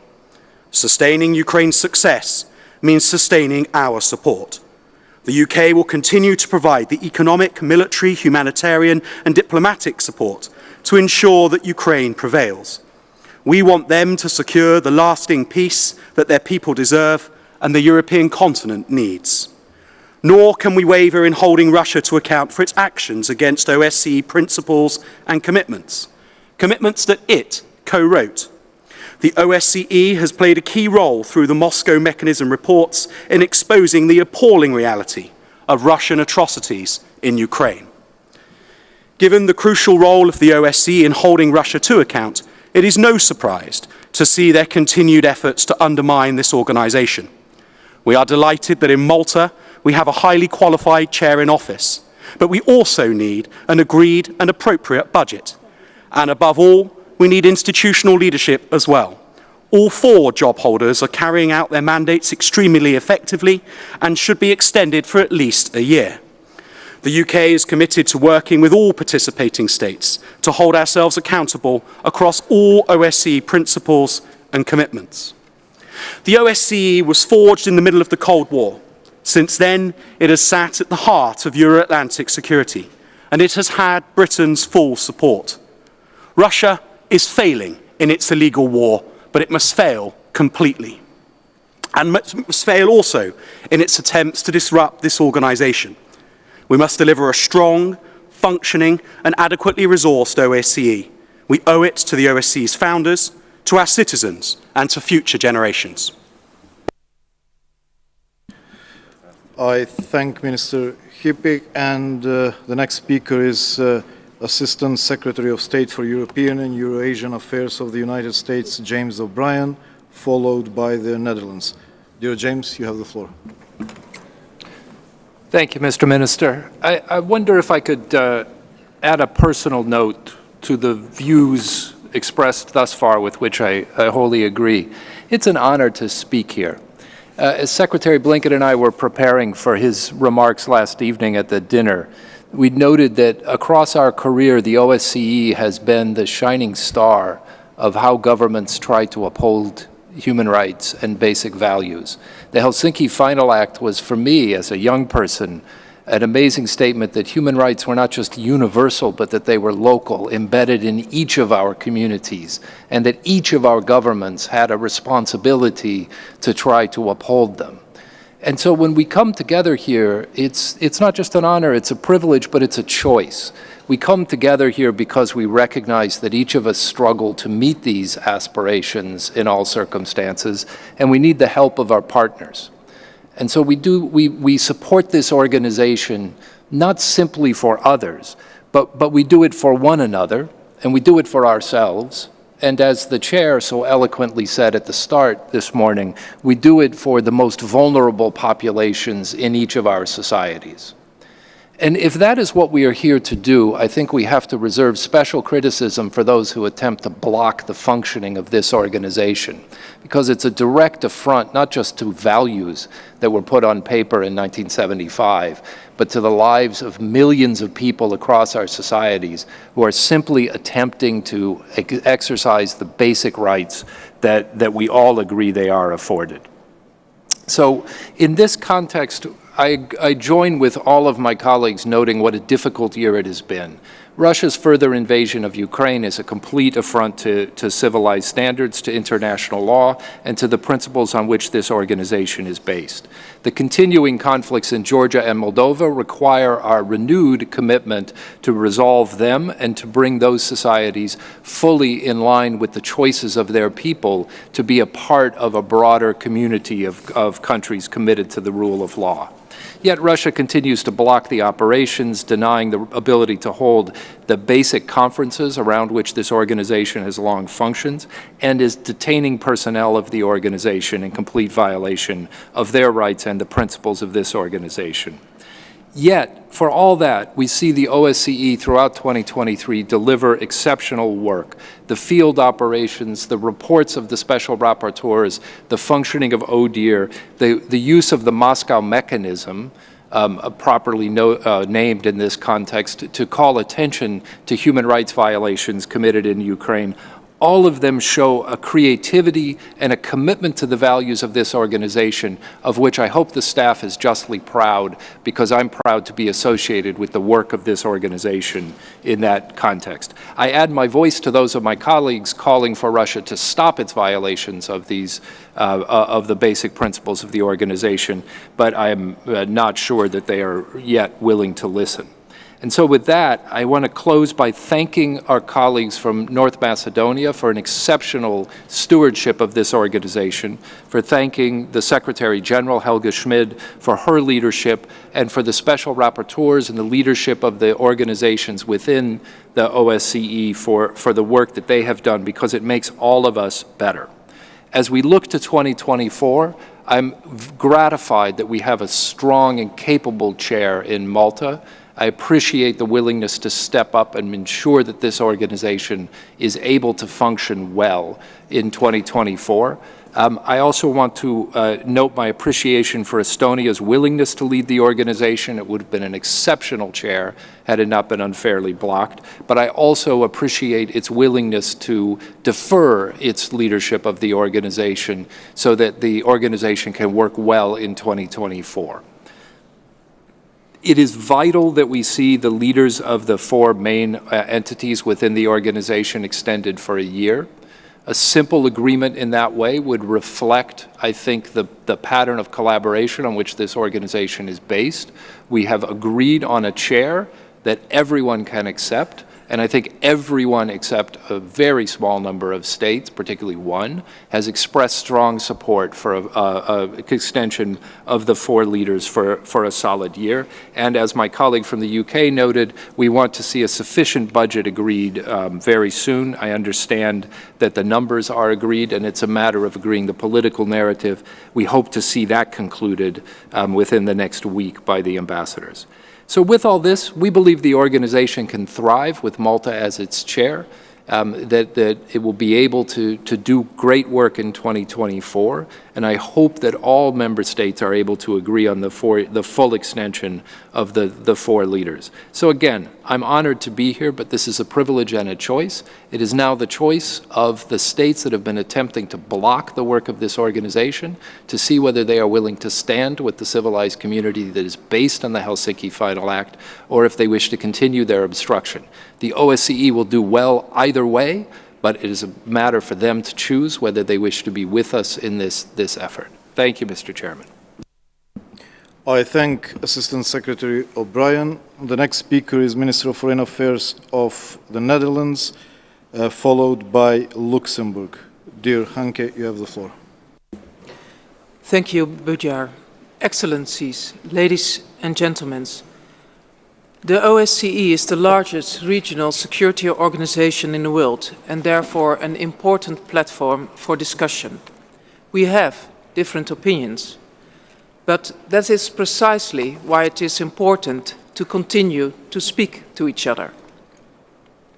This is the second Ministerial Council that takes place against the backdrop of the unprovoked, unjustified and illegal Russian aggression against Ukraine.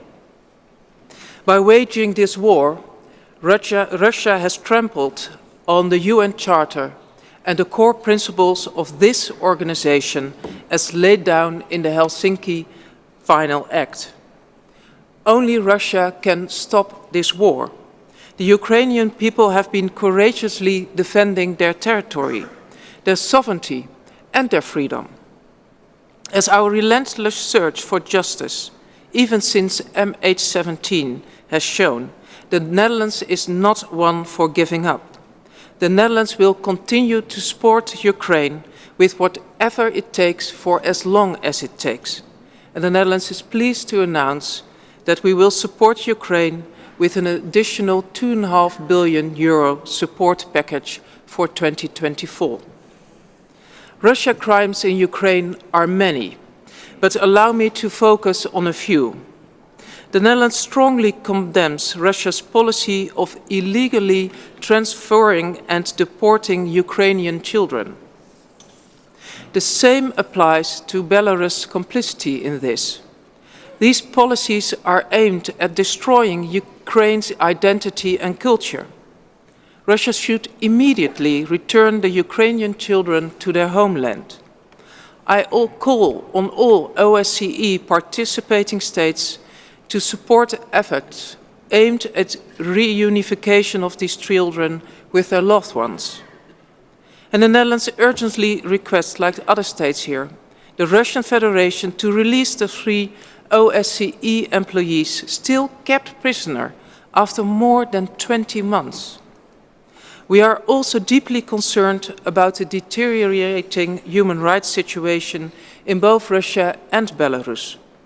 People with dissenting opinions face threats to freedom or their lives. The Netherlands calls upon Russia and Belarus to free political prisoners, protect independent voices, and revoke repressive legislation. The Netherlands is very concerned about today's hearing in the Russia Supreme Court about labeling the LGBTQI+ community as extremist. In Belarus, according to UN experts, some of the widespread and gross human rights committed by Belarusian authorities may amount to crimes against humanity. Mr. Chairman, allow me to raise another topic. Last September, over 100,000 refugees from Nagorno-Karabakh fled to Armenia. We call on Azerbaijan to allow these people to return to their homes in accordance with the ICG order. We continue to advocate for their rights to unimpeded access to the region and protection of their property and cultural heritage. I call upon Azerbaijan and Armenia to engage in good faith in the peace process and to mutually respect each other's territorial integrity. The only durable solution for the Southern Caucasus is peace and stability. The OSCE is a unique institution, and it's vital that we preserve it as a platform for dialogue, as a way forward to help rebuild our common security architecture in the future, but also through our executive structures, which work closely with the participating states. On a day-to-day basis, the OSCE continues to deliver value to our citizens. We welcome that consensus was found on the OSCE Chair in Office 2024. We express gratitude to Malta for agreeing to step in at such a late hour. We call on all participating states to agree on the extension of the 4 top positions for a year. These times call for a strong OSCE. Let us do our utmost to strengthen it. Let's act, because it is about people. Thank you, Buyar, for your excellent leadership as chair. Thank you. I thank Minister Bruins for her contribution. The next speaker is Minister of Foreign Affairs of Luxembourg, Xavier Bettel, followed by Kazakhstan. Xavier, you have the floor. Merci beaucoup. Tout d'abord, je tiens à te remercier parce que je veux pas être grossier, faire un discours et partir après, mais j'ai mon avion et on m'a dit, le protocole de Nord-Macédoine m'a dit que je devais quitter à 12h10, donc désolé pour devoir partir. Nous vivons actuellement un moment de polycrise, c'est impressionnant. Nous avons sur notre continent, notre collègue néerlandaise vient de le dire aussi, que ce soit aussi Azerbaïdjan, Arménie. Si je regarde plus loin ce qui se passe en Israël, Palestine, si je regarde en Afrique le Sahel, si je regarde ce qui se passe autour du Rwanda et du Congo, on a des polycrises partout, ça brûle partout. Et c'est pour ça que les organisations internationales sont aujourd'hui plus importantes que jamais pour essayer d'avoir des échanges les uns avec les autres. But I want to say a few words to our Russian delegations, because I have to tell you, I belong to, I'm a strange guy. I'm Luxembourgish foreign minister. I was prime minister for 10 years. And my grandmother is from Russia. She was Orthodox. My grandfather was Jewish from Poland. My grandfather was Luxembourgish Catholic, and my grandmother was French and atheist. So I have all these different nations, cultures, religions, and tolerance in myself. I'm married to a Belgian man, so I'm also gay. So in some of your countries, I wouldn't be able even to have rights. But to have Russian roots and to have Russian contacts, I have to tell you, maybe some of you will be shocked, but I had a good relations with Vladimir Putin. President Putin was someone I had calls, I had exchanges.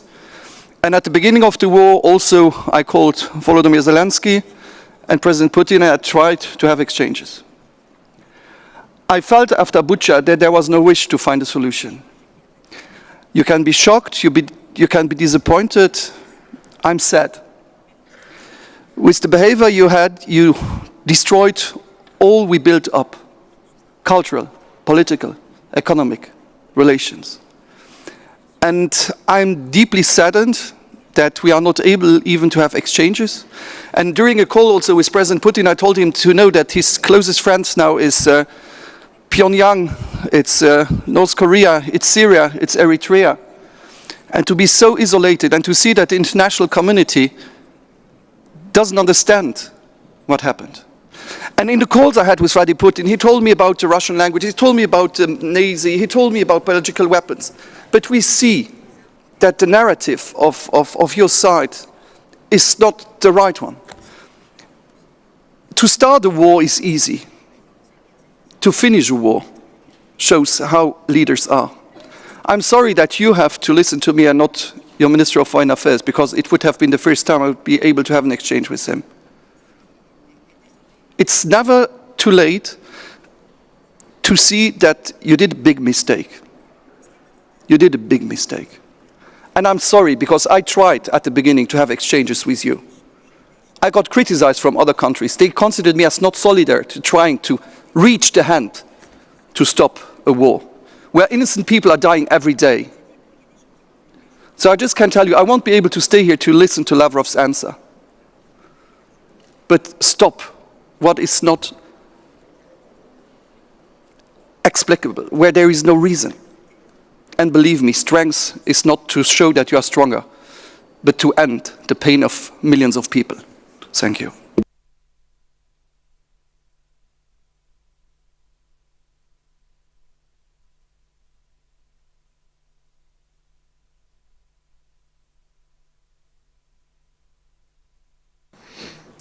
I thank Minister Betel, and the next speaker is Minister of Foreign Affairs of Kazakhstan, Murat Nurtleu, followed by France. Dear Murat, you have the floor. Mr. Chairman, Madam Secretary General, ladies and gentlemen, at the outset I express my sincere appreciation to Minister Osmani for his warm hospitality and able stewardship of our work as the chair in office. Since the early days of Kazakhstan's independence, developing cooperation with and within the OSCE has been a key dimension of our country's balanced multi-vector foreign policy. During its chairmanship in 2010, Kazakhstan sought to contribute to the revival of our robust dialogue and understanding at the highest level that must lie at the core of our organization. With your support, we hosted the summit and adopted the Astana Declaration, and its spirit remains very much relevant today. Excellencies, in an ever-changing global landscape, the OSCE can and should play a vital role in promoting stability and prosperity. By recommitting ourselves to the principles of the Helsinki Final Act and other key international documents, will help our organization to develop a unique system of collective, comprehensive, and indivisible security. The lack of a political will among participating states to commit to a process of dialogue, however, has undermined the OSCE's very foundation and prevented it from delivering as well as tackling the existential crisis it faces today. Kazakhstan is deeply convinced that preserving and strengthening our organization that is based on the core principle of consensus is in the best interests of all of us. In this light, I reiterate Kazakhstan's readiness to work towards and join the consensus on the 2024 OSCE chairmanship, the appointment of all 4 heads of the institutions, and the unified budget. Overall, the present international situation and the challenges undermining our future are unprecedented and pose serious threat to global peace and security. At such a critical moment, we reaffirm our firm adherence to the United Nations Charter and its principles, as well as the international law. Esteemed colleagues, given the importance of the OSCE's human dimension, Kazakhstan joins other participating states in their efforts to promote democracy, human rights, and the rule of law. President Tokayev's 4 policy reform packages, followed by constitutional reforms and referendum, have ushered in a new era of justice, inclusiveness, and pragmatism. I do believe that these steps will contribute to ensuring stability and mutually beneficial regional cooperation, as well as to fostering the role of Central Asia as an important regional entity in Eurasia. In that connection, Kazakhstan actively works on the establishment of the United Nations Regional Center for Sustainable Development for Central Asia and Afghanistan in Almaty. Also, economic and environmental dimension always stands high in our regional agenda. Connectivity facilitates stable and sustainable economic order. Kazakhstan has invested over $35 billion in the development of major infrastructure projects, including the Trans-Caspian International Transport Road. The Middle Corridor, linking China and Europe, creates new advantages for our full-scale trade and investment interaction. Together with our partners, we are giving priority to removing bottlenecks along this corridor.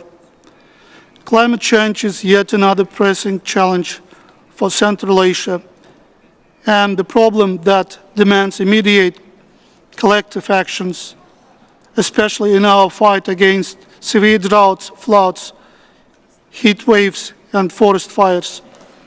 Our priorities and national measures on this track will be presented by President Tokayev at COP28 in Dubai tomorrow. Today, I take this opportunity to invite all delegations to a United Nations Regional Climate Summit to be held in Kazakhstan in 2026. Dear friends, as we deliberate on the crucial issues faced by our community, let us recall that the OSCE is not just a platform for dialogue. It is and must continue to be a force for positive changes in the lives of the people we serve. I reiterate my solidarity with my dear friend and colleague who is chairing this meeting, and with his motto to stand for our people and to join efforts for the sake of peace, stability, and cooperation in the OSCE area. Thank you. I thank Minister Nurtleu. The next speaker is Minister of State for Europe of France, Laurence Bon, followed by Canada. Lorenz, you have the floor. Merci, merci Monsieur le Président, cher Boujar Osmani.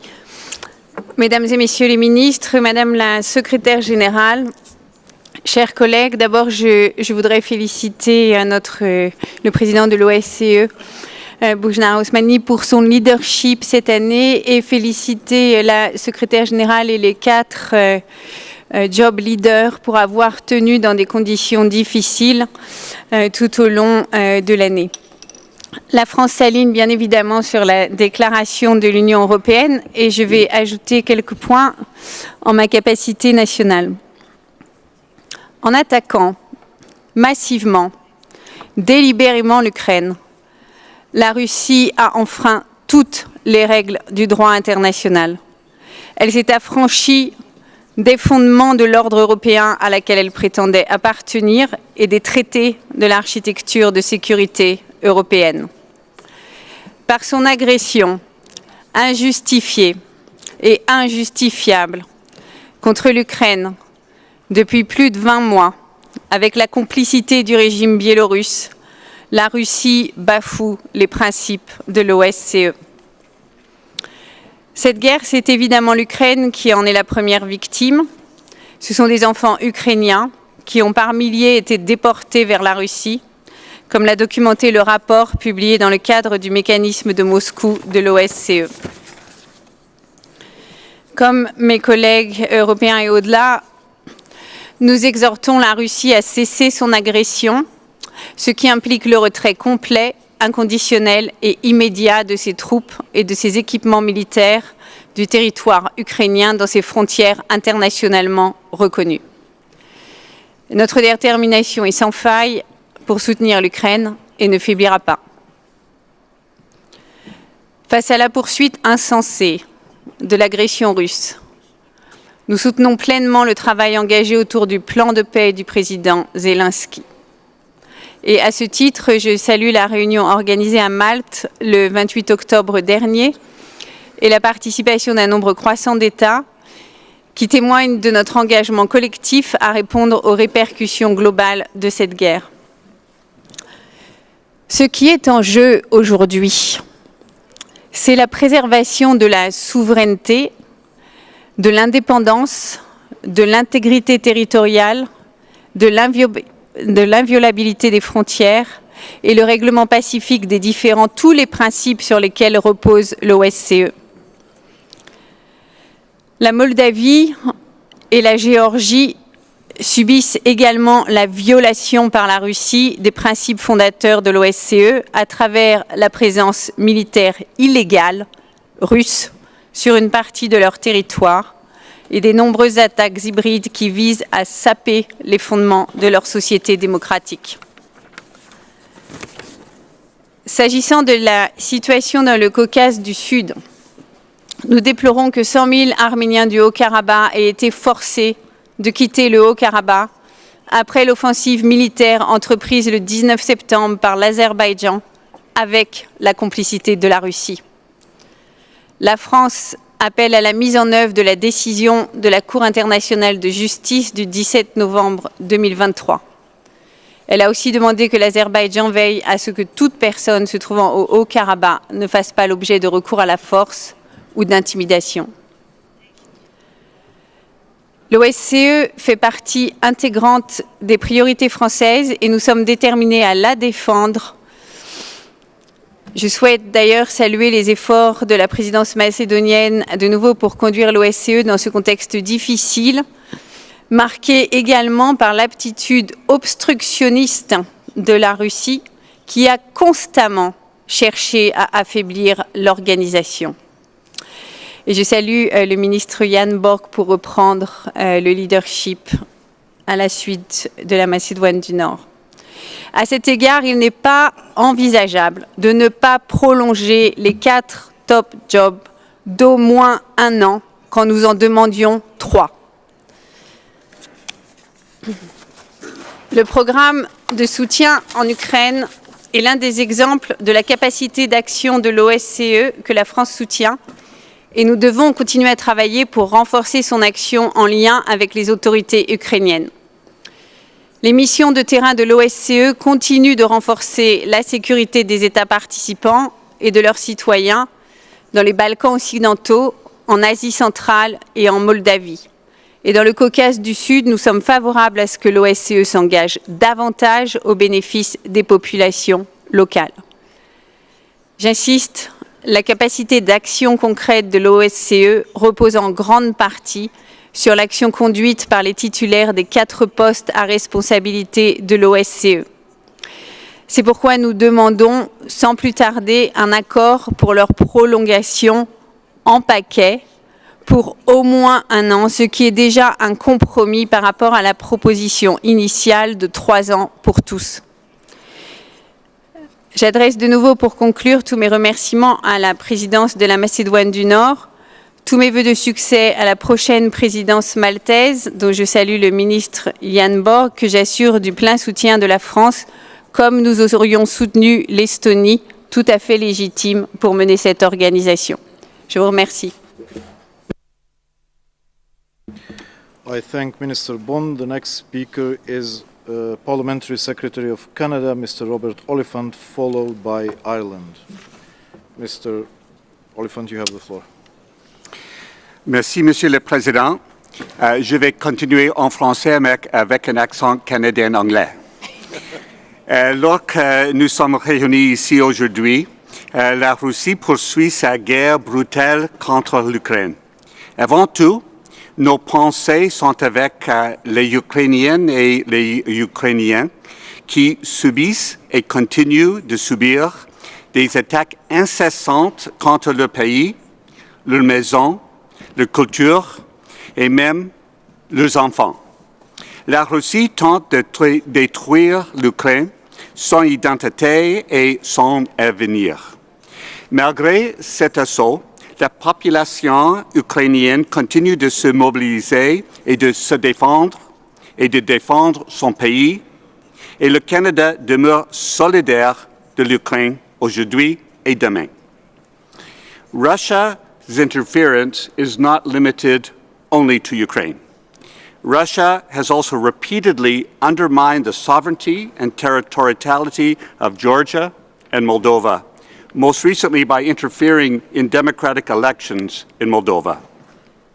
Russia's aggressions threaten not only its neighbors and the rest of Europe, but threaten the entire world. Russia's actions have negatively impacted on global food security and energy security, with a huge impact on some of the most vulnerable people in the world in the global south.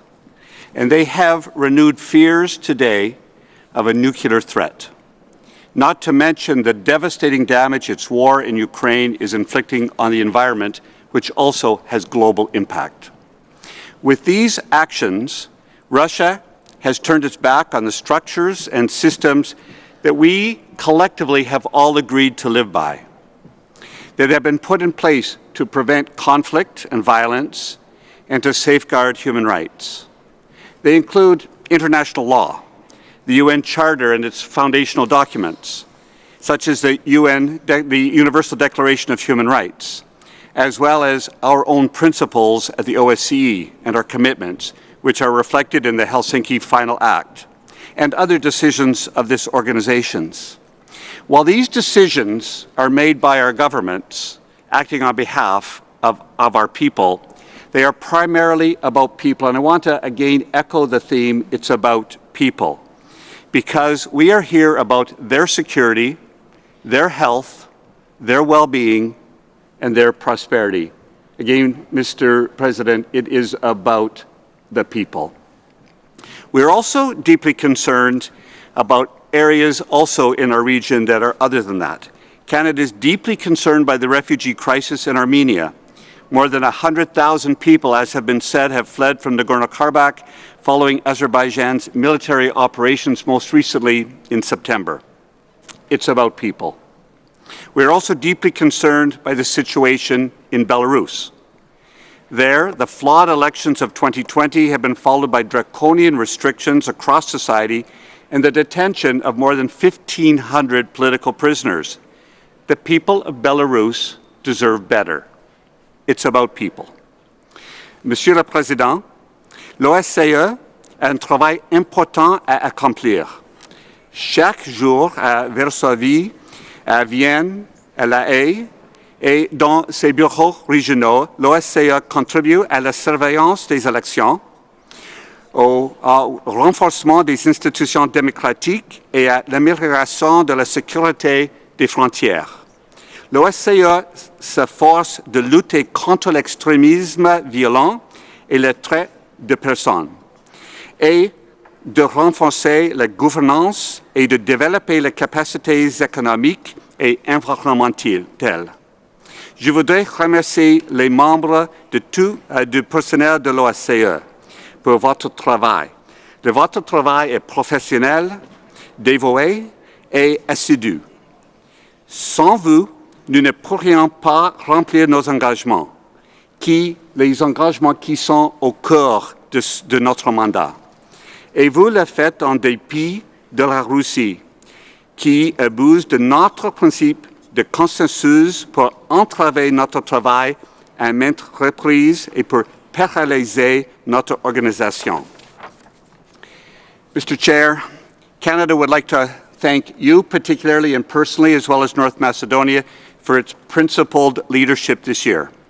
As chair of the Forum on Security Cooperation, Canada has underlined the importance of frank, constructive dialogue and the intrinsic links that all three dimensions of comprehensive security have with the military sphere. As chair in office, you have raised the issue of gender and gender equality, and that is extremely important. And I also want to note the Secretary General and her comments with respect to elevating the role of women in all aspects of our work at the OSCE. We need a functional, strong OSCE now more than ever. We need conversation and dialogue. We need to safeguard the OSCE's principles and its comprehensive approach to security. In this respect, we welcome Malta for stepping forward to take on the role of the chair in office in 2024, extending thanks as well to Estonia. We hope that we can see similar progress on the renewal of the mandates of the top four, as has been suggested by almost everyone in this room, as well as on the budget, so that our organization can continue to fulfill its important mandate. Mr. Chair, as you said last year, the Helsinki commitments must be our lighthouse. They must be our guiding principles. They must guide us in the darkest and deepest nights of terror. We are deeply grateful for how you have steered this ship despite the terrible storm our world has found itself in, and we have found ourselves in every day. You have kept us on course. Thank you for that. We must continue to follow. Canada remains committed to the success and the importance of the OSCE. Thank you. I thank Mr. Oliphant. The next speaker is Minister of State for European Affairs and Defence of Ireland, followed by Hungary. But please let me remind you once again about the speaking time that we have agreed. You have the floor, Minister, please. Thank you, Mr. Chair. Minister Osmani. Ireland fully aligns with the statement made by the High Commissioner, High Representative on behalf of the European Union. These remarks are made in our national capacity. Minister Osmani, let me express our sincere thanks to you for your leadership and commitment to leading the OSCE over the past year. You and your team have shown importance of the perseverance and positivity in challenging circumstances. I would like to thank you for bringing all participants states together in Skopje today. I am very grateful to the OSCE Secretary General, Helga Schmidt, for her leadership, commitment and resilience. I also want to put on the record my appreciation for the work of the OSCE Secretariat, field missions and autonomous institutions. Their efforts on our behalf are greatly appreciated. I would like to thank the ODIHR Director Representative on Freedom of the Media and High Commissioner for National Minorities for their exceptional work. Let me welcome the next Chair in Office, Mr. Ian Berg, Minister of Foreign Affairs, European Affairs and Trade of Malta, and assure him and his team of our full support. Ireland is grateful to Malta for stepping up to take on this role at this critical time for our organisation. Minister Osmani, you emphasised that the OSCE is about people. The Russian Federation's unprovoked and unjustified war of aggression against Ukraine continues to wreak devastation on the country and its people. The list of those who have been killed or maimed continues to grow. Entire communities, schools, homes, hospitals and other civilian objects continue to be destroyed. Millions of people have been displaced. Children have been forcibly deported and civilians detained for no reason. Many are subjected to horrifying torture and sexual violence by Russia's forces. At the Warsaw Human Dimension Conference in October, we heard the chilling testimonies of civilians who have been arbitrarily and illegally detained by Russia. There is no justification for Russia's actions in Ukraine. The people of Ukraine are suffering the awful consequences of severe environmental damage, including long-term impacts of the destruction of the Kharkova Dam and the widespread use of landmines and unexploded ordnance. Russia's ongoing attacks on civilian infrastructure, its threats to Ukrainian nuclear facilities, and its decision to withdraw from the Black Sea Grain Initiative demonstrate Moscow's contempt for the people of Ukraine and the wider regional and global security. Ireland condemns Russia's heinous attacks in the strongest possible terms. We call on the Russian Federation to immediately and unconditionally withdraw from Ukraine and release all detainees, including the 3 OSCE SMM personnel unjustly detained for more than a year and a half. Let me reiterate Ireland's solidarity with the government and the people of Ukraine as they defend themselves against Russia's unprovoked aggression. Ireland will work with international partners to ensure accountability and to restore essential civilian infrastructure. Ireland will also continue to be a strong advocate for Ukraine's EU membership aspirations. Regrettably, the number of people affected by or at risk of being impacted by conflict in the OSCE area continues to grow. Implementation of the OSCE commitments in all its dimensions is the best route to improve the lives of citizens in the OSCE area. Ensuring the full, equal and meaningful participation of women is crucial. We must implement a gender-responsive approach in all our work. Mr. Chairperson, the OSCE, an organisation we greatly value, has been without a unified budget since 2021, despite delivering sustainable results and very good value for money. For the organisation to flourish, it needs an improved budget and adequate resources. I urge all participating states to adequately fund this important work and place the organisation on a more sustainable footing. Thank you, Mr. Chairperson. I thank Minister Burg, and the next speaker is Minister of Foreign Affairs of Hungary, Peter Szijjártó, followed by Portugal. Dear Peter, you have the floor. Thank you, Bujar. Dear colleagues, ladies and gentlemen, when it comes to the global security, actually it's not an exaggeration to say that it is in its worst shape, putting into consideration the last 30 years. Unfortunately, this is especially true when it comes to Europe.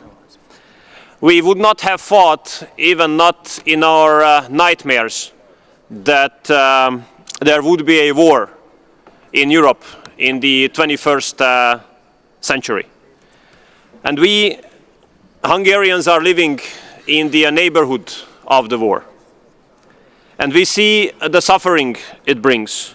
We have received more than 1 million refugees. We see and feel the impacts in the form of the skyrocketing energy prices. And we are paying the price of this war as well in the form of an inflation which is like 10-15 times higher than it normally should be. And we pay the price, we feel the impacts, and we see the suffering even if we bear no responsibility for the war, and even that it is not our war. And I'm representing a nation, dear colleagues, members of which are dying in this war. There is a significant community of Hungarians living in Ukraine, around 150,000.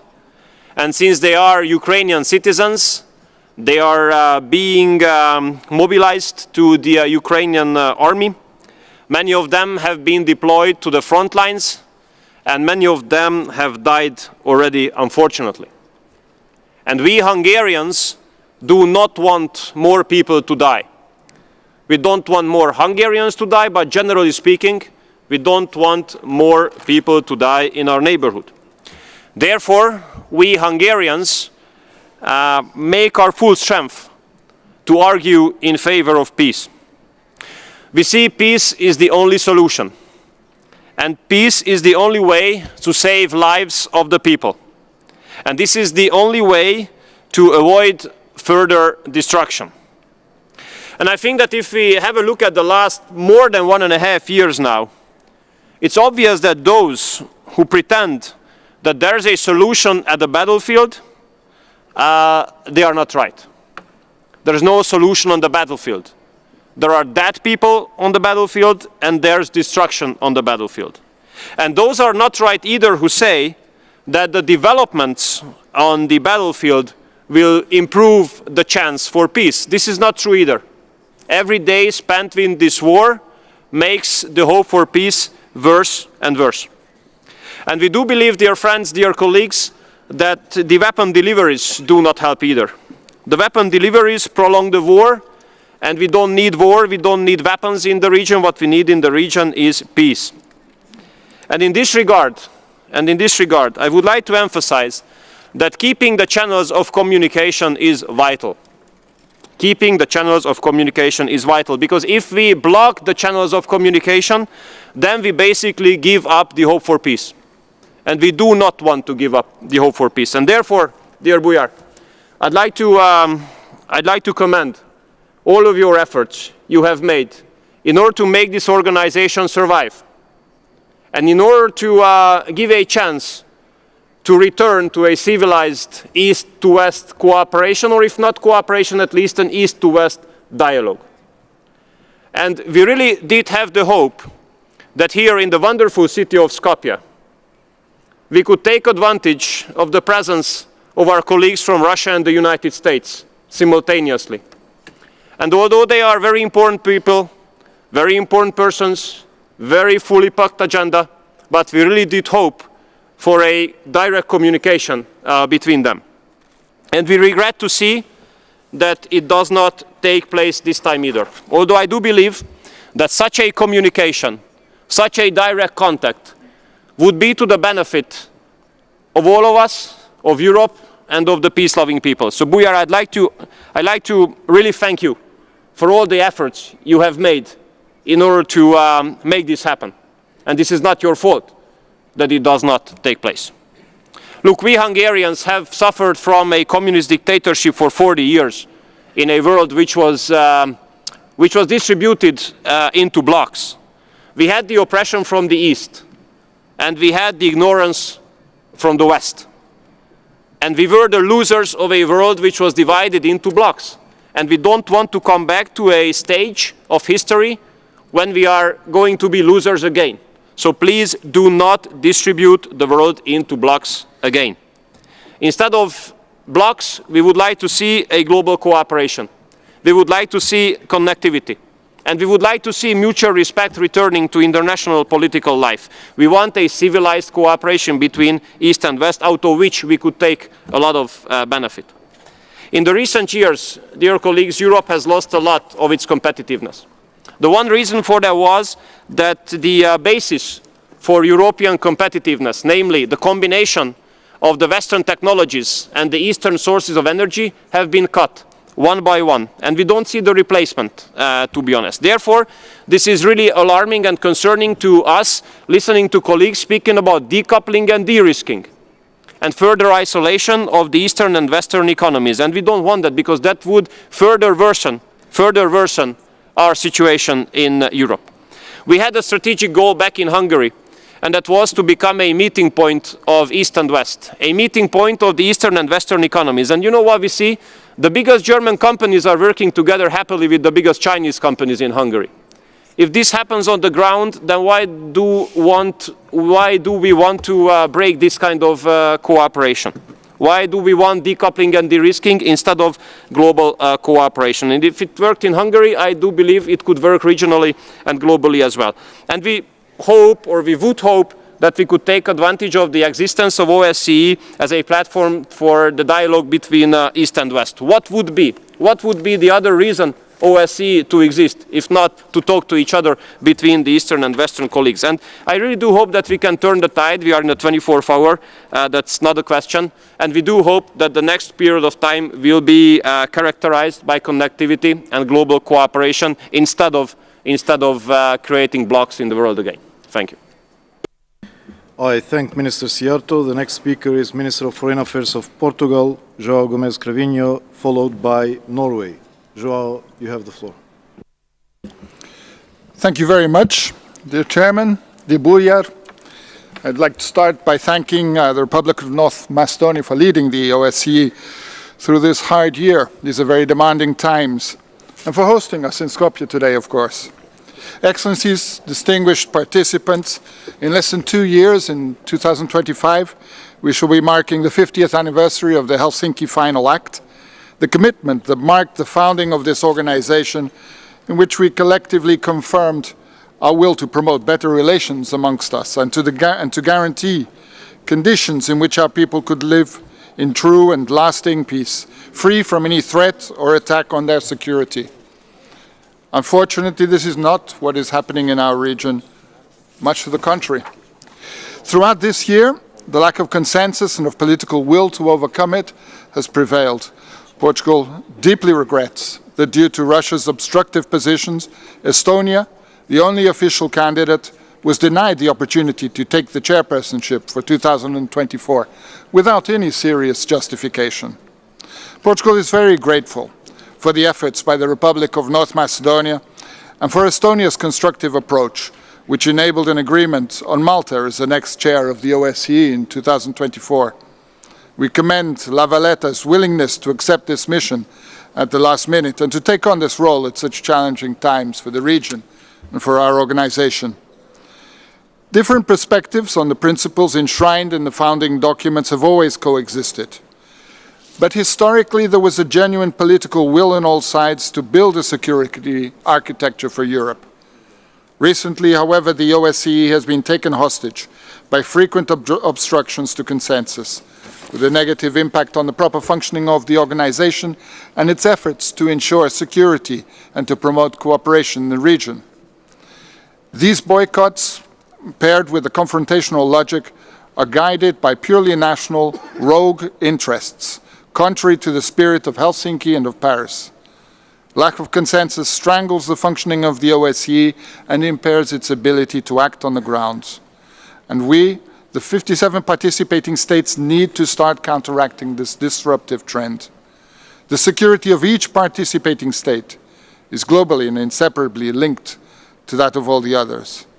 We must continue to preserve OSCE's ability to fulfill its duty and the organization's acquis, its comprehensive approach to security in all three dimensions, its structures, and the operability of the field missions, as well as the mandates of the autonomous institutions. In this regard, Portugal considers the role of the autonomous institutions to be of the utmost importance in safeguarding and promoting the organization's acquis. From the outset, Portugal has prioritized a renewal package for the 4 leaders of the autonomous institutions, because the so-called top 4 have demonstrated excellence, full commitment and transparency when exercising their mandates over the last 3 years. So Portugal believes that the renewal of the mandates of the Secretary General, the RFOM, the HCNM and the Director of ODIHR for at least a year can only be beneficial for the organization, ensuring credibility and effectiveness in the organization's activities in the current challenging circumstances.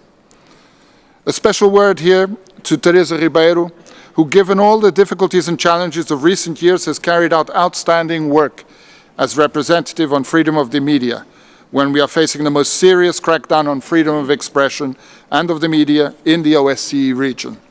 Ms. Ribeiro has acted in an exemplary, transparent and independent manner in defense of pluralism, freedom of expression, and media freedom, honoring her mandate. Excellencies, now is the time to restore trust between our countries and engage in a constructive dialogue that helps not only bring peace and stability again to Europe, but also to create the conditions to preserve it. The consensus rule is a matter of responsibility and not a sign of flaws or faltering power. OSCE remains the only multilateral space outside the UN for addressing the serious common challenges in Europe, and we should not forget this. Russia's reckless behavior has had a terrible impact on our organization. Trust has been seriously eroded within the OSCE area, undermining the implementation of OSCE commitments. We regret that we are moving further away from fulfilling the vision of a comprehensive, cooperative, and indivisible security community, as once agreed by us. Russia's war of aggression against Ukraine marks an inflection point in the stability of the European security architecture that emerged from the post-Cold War era. It is important that we do not allow the OSCE to become another victim of Russia's reckless behavior. Portugal believes that a strong and independent Ukraine is vital for the stability and security of Europe. We reaffirm our determination to continue supporting Kyiv in exercising its right to self-defense. Therefore, we shall continue to provide Ukraine with military equipment and training because this is currently the most significant contribution to security and cooperation in Europe. We seize this opportunity to say that Russia must stop its aggression and pull its armed forces out of Ukraine immediately, because it bears exclusive responsibility for this terrible war. The risks of spillover effects of Russia's aggression in protracted conflicts in our region are real. The tragic circumstance of ethnic Armenians in Nagorno-Karabakh, which counted on Russian connivance, Russia's threats and actions against Moldova and Georgia, in Transnistria, Abkhazia, and South Ossetia are also deeply concerning. Portugal supports all initiatives aimed at fostering good faith and political will in implementing the OSCE's comprehensive toolbox across the full conflict cycle and in all three dimensions, including the implementation of the Women, Peace and Security Agenda. Dear colleagues, Portugal is deeply committed to effective multilateralism. Our trust in the OSCE is unwavering. The OSCE remains one of the guardians of the fundamental acts and values governing security in Europe. The fundamental principles and commitments of the Helsinki Final Act and the Paris Charter must be safeguarded. We are all responsible for this mission.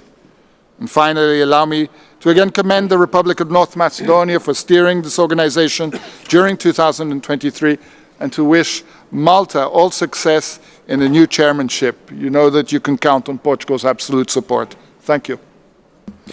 I thank Minister Cravinho. Let me once again remind you about the speaking time. And now the next speaker is Minister of Foreign Affairs of Norway, Espen Barth Eide, followed by the Russian Federation.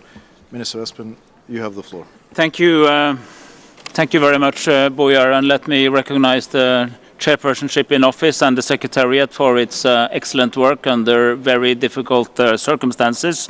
But that's exactly what we need in these times of challenges, serious challenges to the organization and the purposes it represents. The Helsinki Final Act, as so many has referred to, was set up in a time where we agreed about very little because we were in the middle of Cold War. But we did agree on this, that the borders, the frontiers should be inviolable and there should be respect for fundamental human rights. 30 years ago, when the CSE turned into the OSCE, it was a time of opportunity and hope and new opportunities, and many countries emerged stronger with strong democratic institutions, stronger civil society, better respect of minority rights, and the OSCE played a key role in fostering that. We are much better off in the transatlantic area than we would have been without. But it was also a decade of challenges and problems. And some of our countries, unfortunately, descended into communal violence and internal strife and conflict. This country, the host country, North Macedonia, were among those that was feared to do that, but actually managed to avoid it, thanks to the leadership and the people and the communities of this country, but I would say also thanks to the support of many of us through this organization and other organizations. So it's an example, and it was actually the first ever country that receive an OSCE mission. What we did not see neither after 1975 or after 93 was a flagrant violation of international law in the form of classical interstate conflict, the invasion of one country into another. This is exactly what the UN Charter was set up to avoid, and exactly what the Helsinki Final Act was set up to avoid. So this is a unique circumstance that is not comparable to anything else we have experienced in these almost 50 years.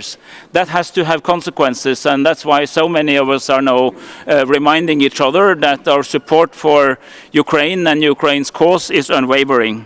But the consequence it should not have is that we weaken this organization. Quite on the contrary, we need the OSCE to emerge stronger and more powerful and more effective out of this. So Norway strongly underlines all those and echoes everyone who said that we need to ensure the budget extension and also the full extension of the four heads of the key services.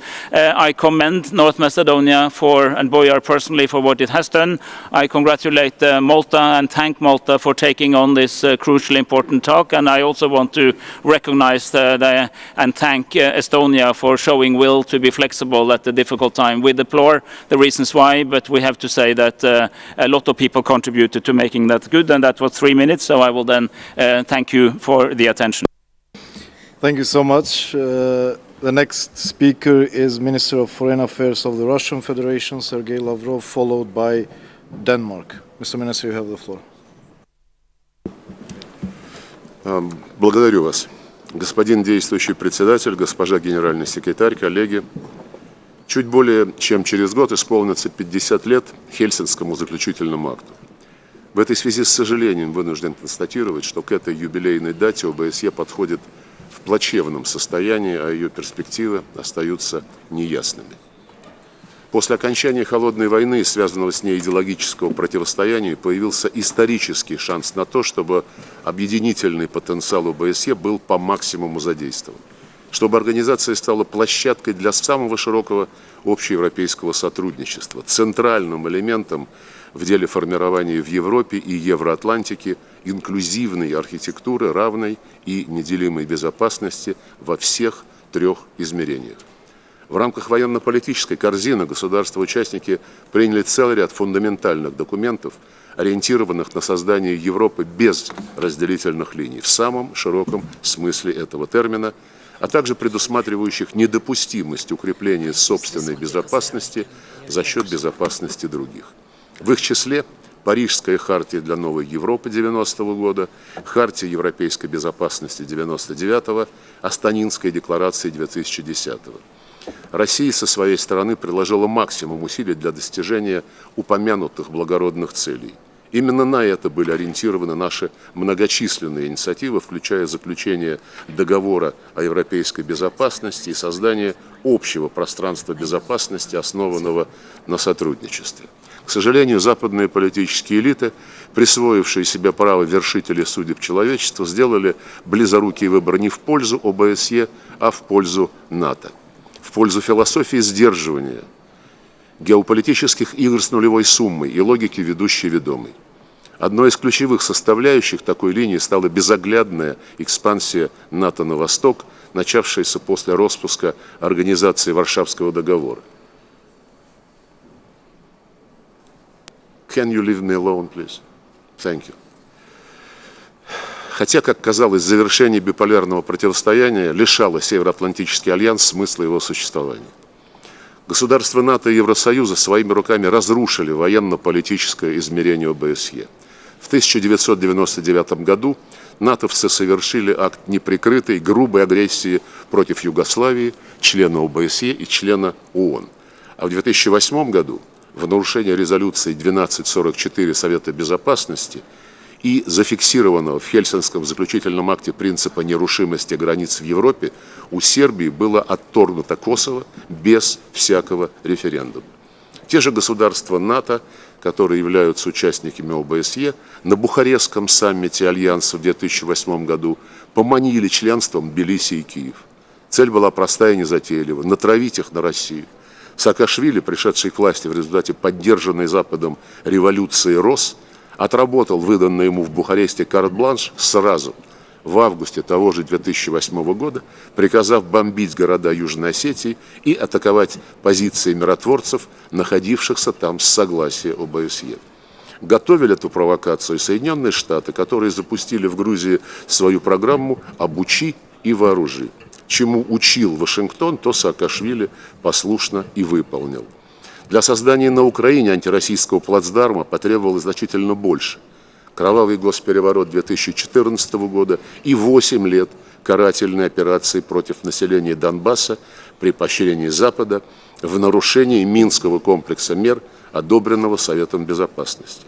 Хотел бы в очередной раз напомнить о циничных признаниях Меркель, Олланда и Порошенко о том, что минские договоренности нужны были им не ради мира на Украине, а только для того, чтобы предоставить киевскому режиму время для наращивания военного потенциала против России. В ряду сорванных попыток решить острые проблемы нашего континента на принципах ОБСЕ и меморандум Казака, который мог бы надежно урегулировать ситуацию в Молдавии еще 20 лет назад. натовский и ЕСовский Брюссель тогда бесцеремонно торпедировал уже парафированный Кишиневым и Тирасполем документ. А сейчас убивают и формат 5+2, последнее, что остается от совместных усилий по приднестровскому урегулированию. По сути, Молдавия уготована участь следующей жертвы в развязанной Западом гибридной войне против России. Каждой стране, где сейчас активничают западные эмиссары, фонды и так называемые неправительственные организации, стоит задуматься. Члены НАТО с подачи США заблокировали вступление в силу соглашения об адаптации до ВСЕ и проигнорировали конкретные российские предложения по восстановлению жизнеспособности режима контроля над обычными вооружениями в Европе. Своими действиями американцы похоронили и договор по открытому небу, и девальвировали целый ряд других основополагающих документов, направленных на укрепление взаимного доверия в области безопасности. Истинные намерения западных политиков в очередной раз проявились, когда Вашингтон и Брюссель отвергли выдвинутые Россией в декабре 2021 года предложения по юридически обязывающим гарантиям безопасности в Европе. С нами даже разговаривать не захотели. На мое послание министрам иностранных дел США и стран-членов НАТО 28 января 2022 года с просьбой ответить на вопрос, как вы трактуете принятые на саммитах ОБСЕ обязательства не укреплять собственную безопасность за счет безопасности других, никто из них даже не ответил. Вместо этого нам прислали пустые бумажки от внешнеполитической службы Евросоюза и генсекретаря НАТО, которым послание даже не адресовалось. Суть позиции Запада – наплевать, что там подписали наши президенты и премьеры в ОБСЕ, юридические гарантии безопасности может предоставить только НАТО. Вот так относится группа стран во главе с исключительной державой к нашей уже явно неуважаемой ими организации. Не менее печальная ситуация во второй корзине ОБСЕ. В стремлении обрушить российскую экономику США и их европейские сателлиты ввели против России тысячи санкций, тем самым поставив крест на широкой практической кооперации между Востоком и Западом в нашем некогда общем регионе. Киевский режим инвестиции Вашингтона в свои эгоистичные интересы сдерживания России и решение собственных проблем за счет других, включая устранение экономических конкурентов, прежде всего в лице Европейского Союза. Несмотря ни на что, ЕС продолжает покорно играть отведенную ему незавидную роль, вынося основную тяжесть последствий украинской авантюры США и смиренно отказываясь от тех форм экономического партнерства, которые десятилетиями обеспечивали процветание Евросоюза. Впечатление таково, что ЕС отбросил первоначальные цели своих создателей о повышении благосостояния граждан стран-членов и превратился во многом усилиями брюссельской бюрократии в агрессивный геополитический проект. Говоря о судьбе ОБСЕ, нельзя не остановиться на человеческом измерении.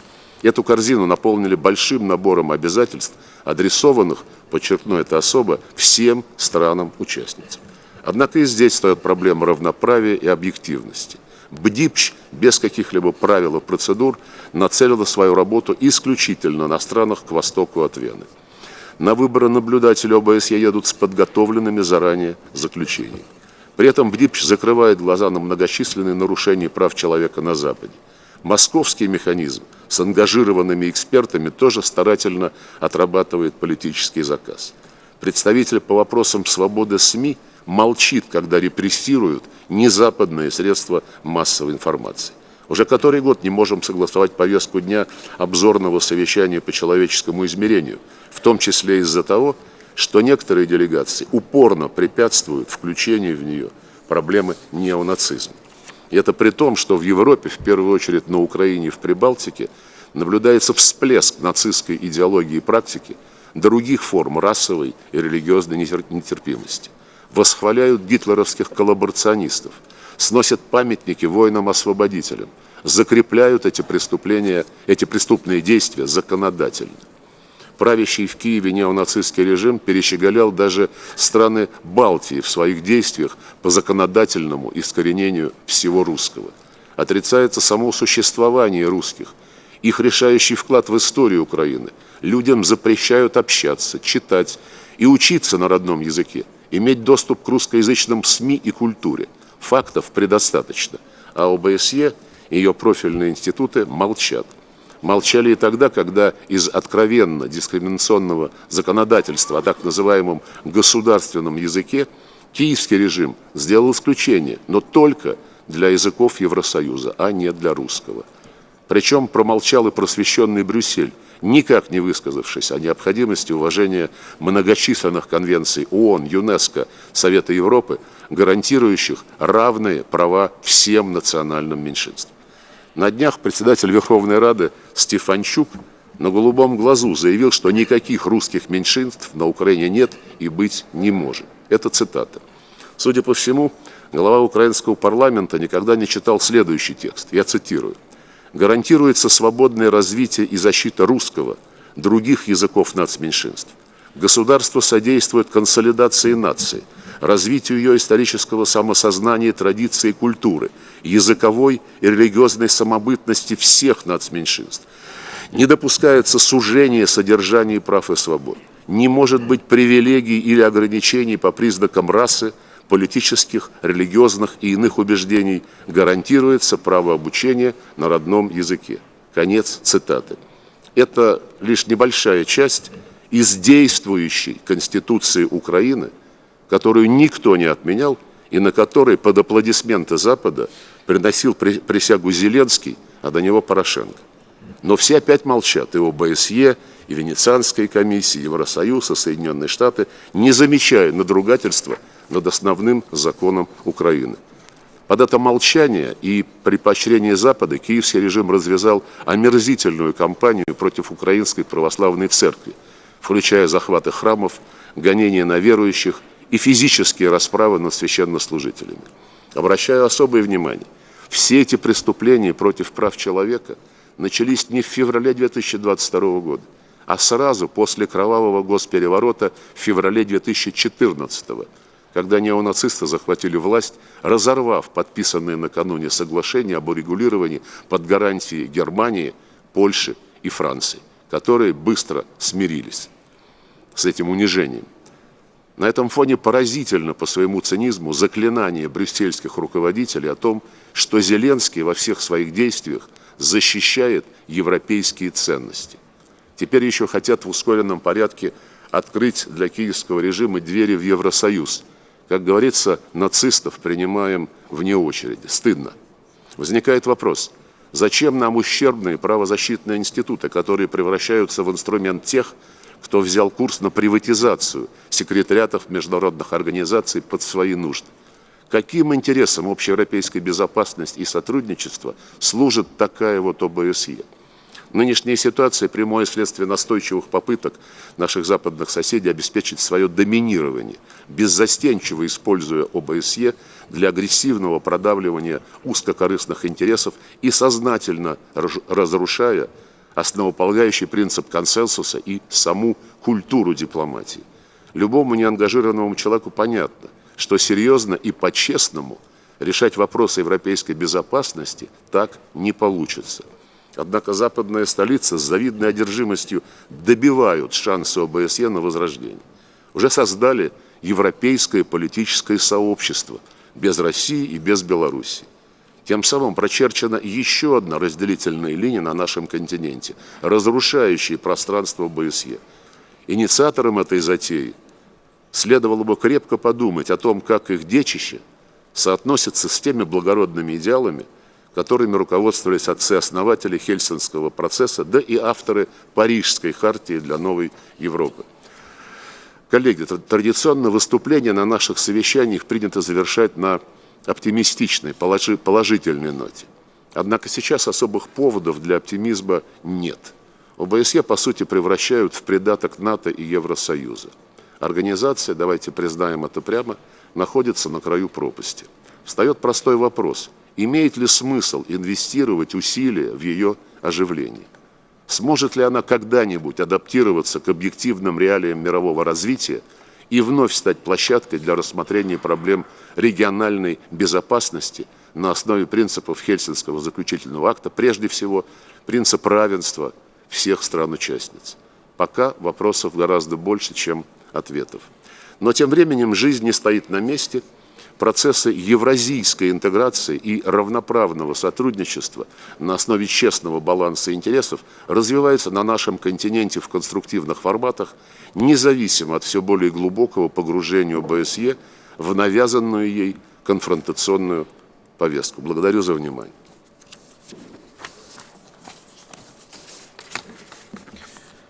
I thank you. The next speaker is Minister of Foreign Affairs of Denmark, Lars Løkke Rasmussen, followed by Turkey. Minister Rasmussen, you have the floor. Thank you, Mr. Chairman. As it appears, it has fallen to me to speak after the Russian foreign minister, so I feel obliged to address some of his, to put it mildly, very misleading remarks. It will not be possible within the timeline to address them all, but just the most recent. Prior to Russia's invasion of Ukraine on 24 February 2022, intense outreach to Russia was undertaken. Multiple rounds of talks were held. Russia chose to end those. And however, we will not compromise on the core principles of the European Security Order or allow Russia to deny Ukraine the right to make its own independent foreign and security policy choices, principles that Russia itself has agreed to. We will not accept Russia's attempt to divide Europe into spheres of influence. Russia's actions are in breach of the rule-based international order, and Russia's attempts to blame others for its own choices are transparent. And that is why 141 countries voted in favor of the United Nations General Assembly resolution the 23rd February last year and demanded that Russia, I quote, immediately, completely and unconditionally withdraw all its military forces from the territory of Ukraine. Unfortunately, the minister has now left the room. So much for the dialogue. I really regret that he didn't stay and listen to my friend Xavier better when he made his intervention. I could echo that one. I'm born and raised in the shadow of the Berlin Wall. My first international political meeting was in Russia in '85, attending an international youth festival. As many of you, I felt the sense of optimism when Euro emerged. I hosted Putin in Copenhagen. We inaugurated a Danish-Russia business forum. We spent a night together in Tivoli. And I truly believed at that moment that Russia would be a country which we could cooperate with. So this is not just politics. It also, on a personal note, a feeling of being very, very, very disappointed. Yeah. And then, Mr. Chair, just to continue what I had prepared, it goes down the same line. Last year, a dark shadow fell on the OSCE area, on the promises we have given each other as members of this organization. Over 640 days have now passed since Russia unleashed an unprovoked and illegal war of aggression against Ukraine. This is a brutal assault of the UN Charter and the OSCE commitments. Russia's actions undermine international security and they cause immense human suffering. The Danish government has said it countless times before, but let me repeat it once again in this room today. We condemn Russia's war of aggression against Ukraine in the strongest possible terms. Our commitment to Ukraine's sovereignty and independence is unwavering. No doubt about that. The OSCE was founded on shared aspiration to promote peace, security and cooperation, to build mutual confidence, to keep channels of communication open at all times and across the European continent. 50 years ago, we made a collective choice to come together around these aspirations. And now they are in shadows. And the OSCE is facing severe challenges on a range of issues. We were without agreement on the chairpersonship until the 11th hour, and we are still without a budget and without consensus on the appointment of the 4 top positions in the organization. The primary resource of this chaos is one and just one participating state, Russia, which has chosen to disregard the principles and agreements that the OSCE was built on. Mr. Chair, since last year's Ministerial Council, Russia has withdrawn from the Treaty of Conventional Armed Forces in Europe. This is just one more example of Russia's disregard of the pillars of the OSCE, the common principles of conventional arms control and confidence-building measures. Following Russia's withdrawal, Denmark has decided to suspend its participation in the CFE treaty. However, it remains our hope that developments will allow for return to the treaty at a later point. Denmark remains committed to the principle of effective conventional arms control as a key element of Euro-Atlantic security. And we commend the OSCE autonomous institutions and their leaders for their efforts to promote and protect democracy, human rights and the rule of law in our region. Your work, mandates and institutional independence is essential, not only when it comes to security, but also on fundamental rights. The right to live in peace, the right to free and fair elections, the right to freedom of expression. The security crisis we are witnessing right now is just as much a crisis of human rights. As aptly put by the North Macedonian chairpersonship, it's about people. Let me conclude by commending the Secretary General and the Secretariat who have conducted their important duties under increasingly challenging conditions. I can only express my gratitude and full support to them in their work.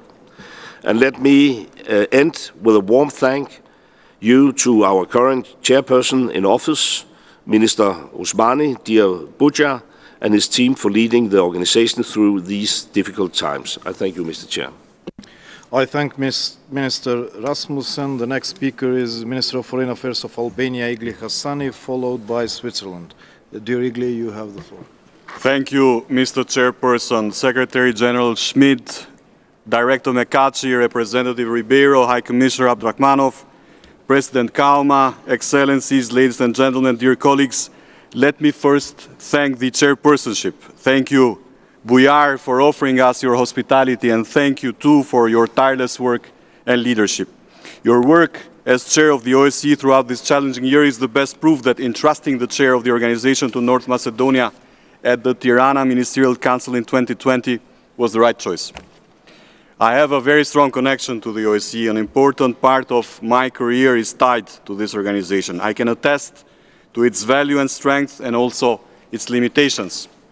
I believe that the way the OSCE responds to the challenges it faces today will define its future. But in order to face the future, we must first recognize the source of the challenge we face today.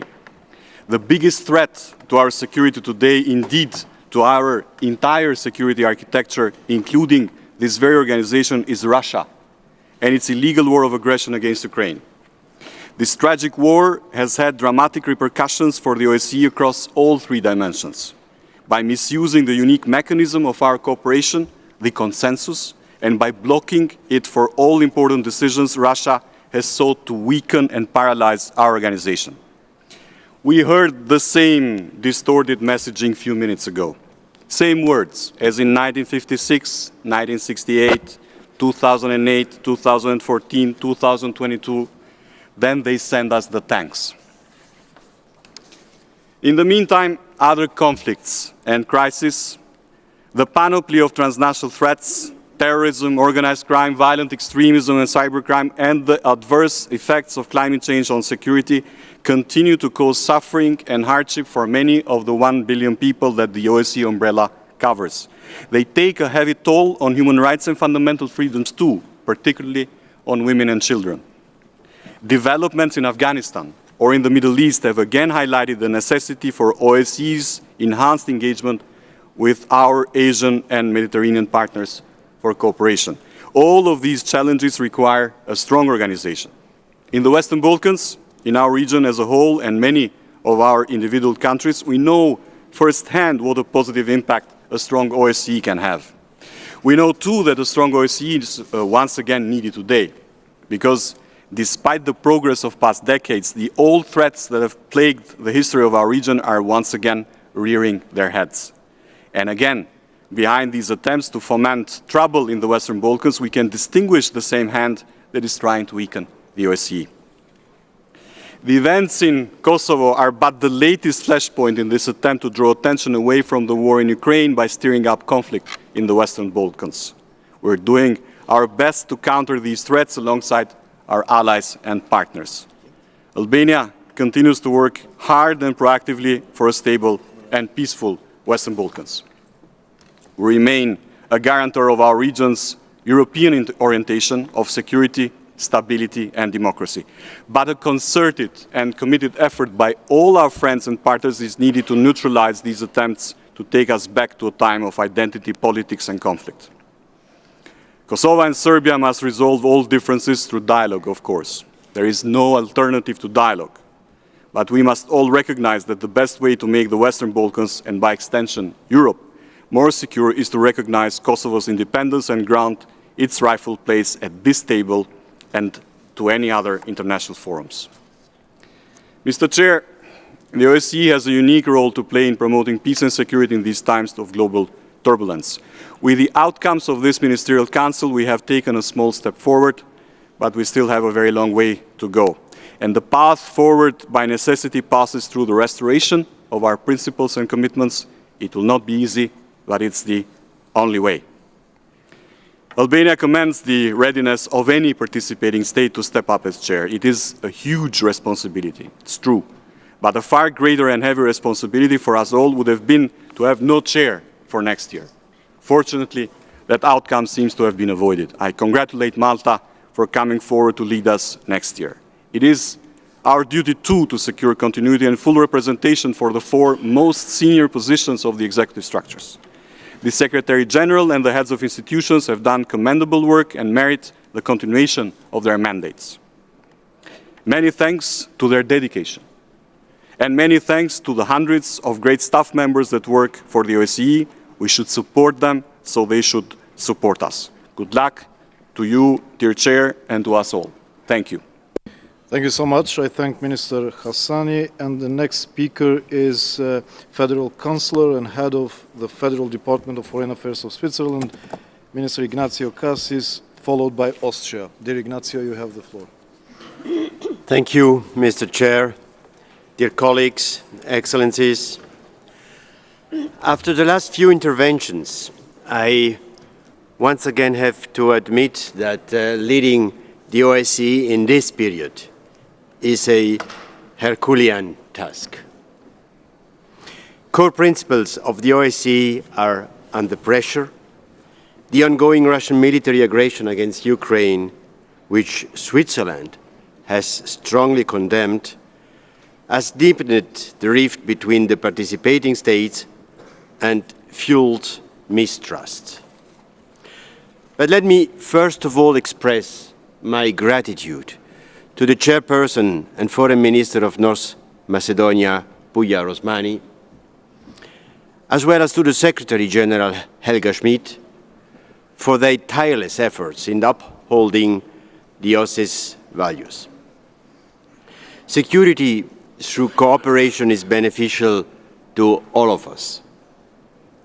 With Russia's military aggression against Ukraine continuing, the major challenge for our cooperative security remains unsolved.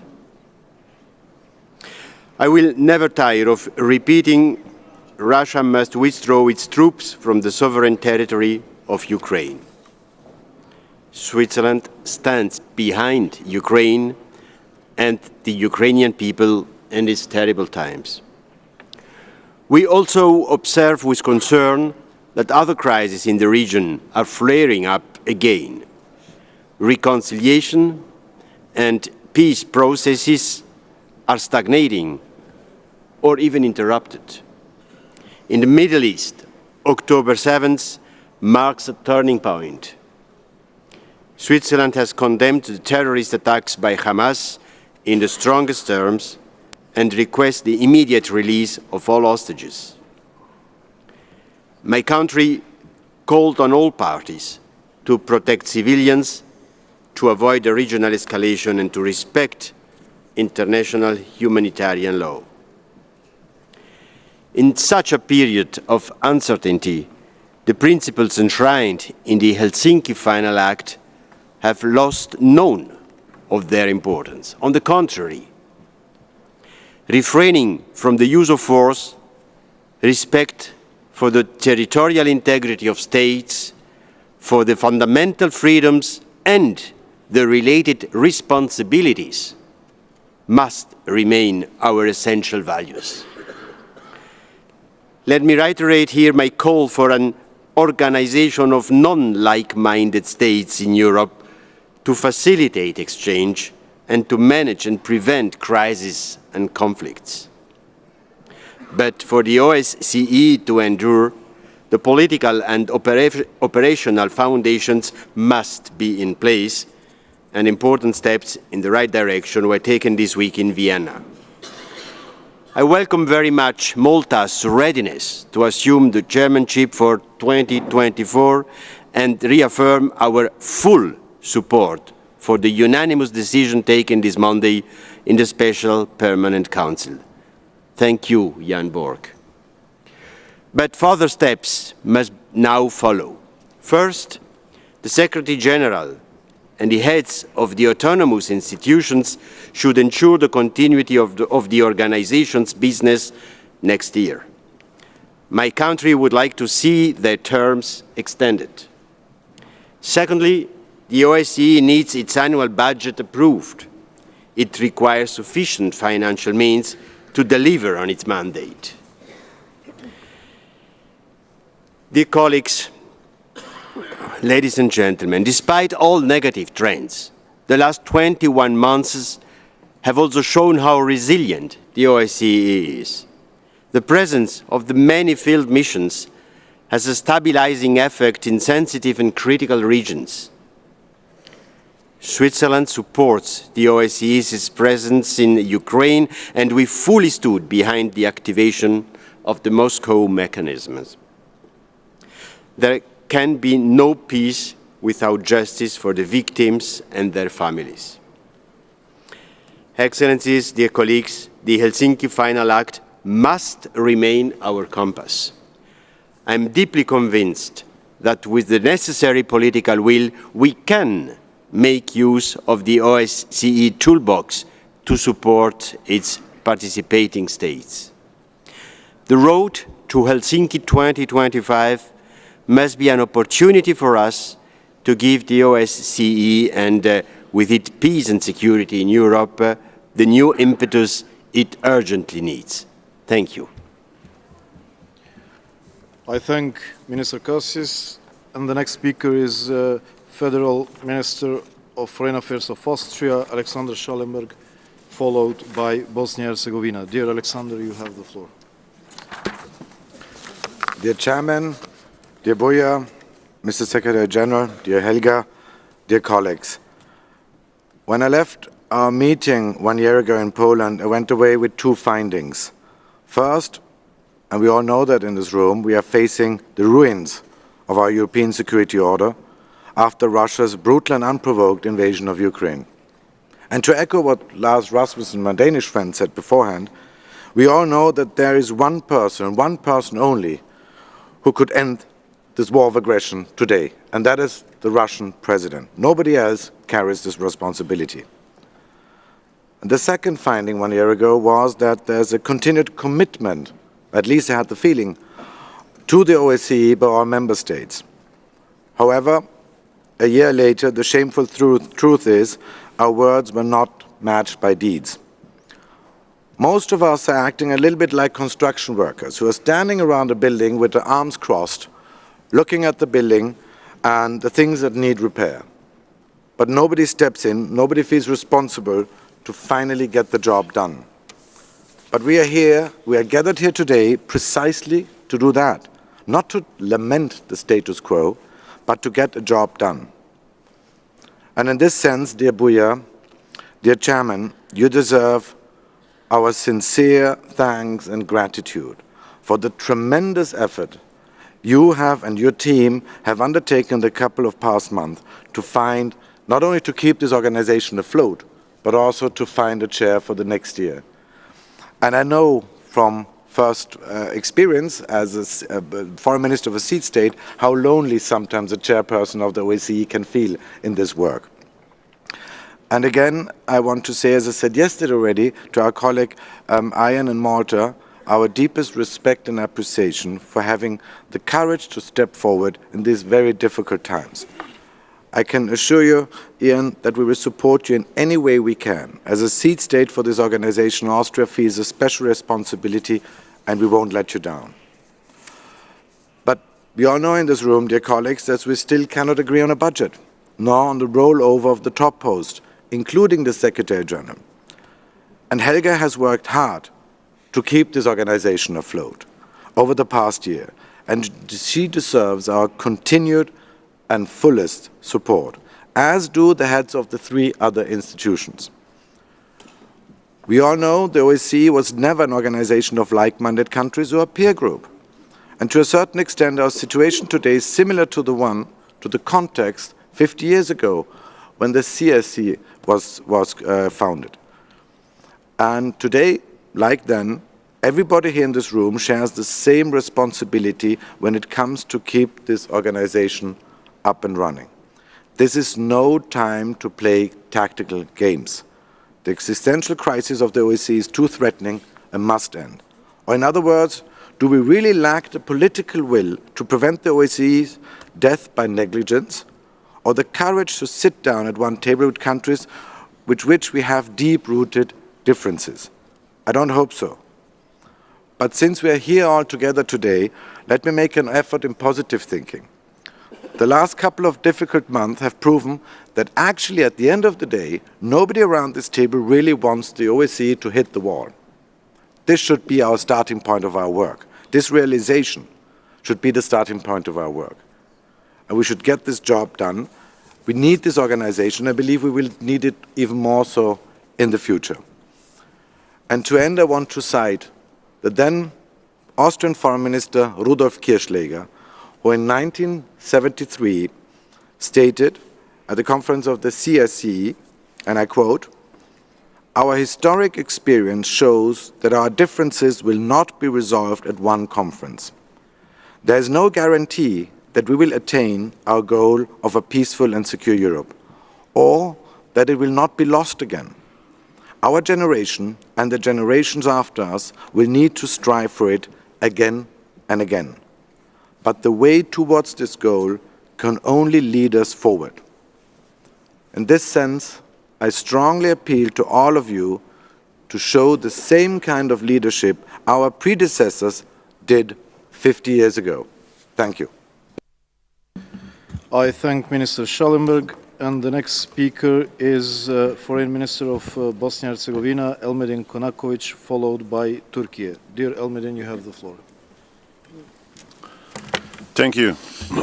Mr. Chairman, dear Bujar, distinguished heads of delegations, President of Parliamentary Assembly and Secretary General, Excellencies, ladies and gentlemen, It is my great honor and pleasure to address the 30th Ministerial Council of the Organization for Security and Cooperation in Europe on behalf of Bosnia and Herzegovina.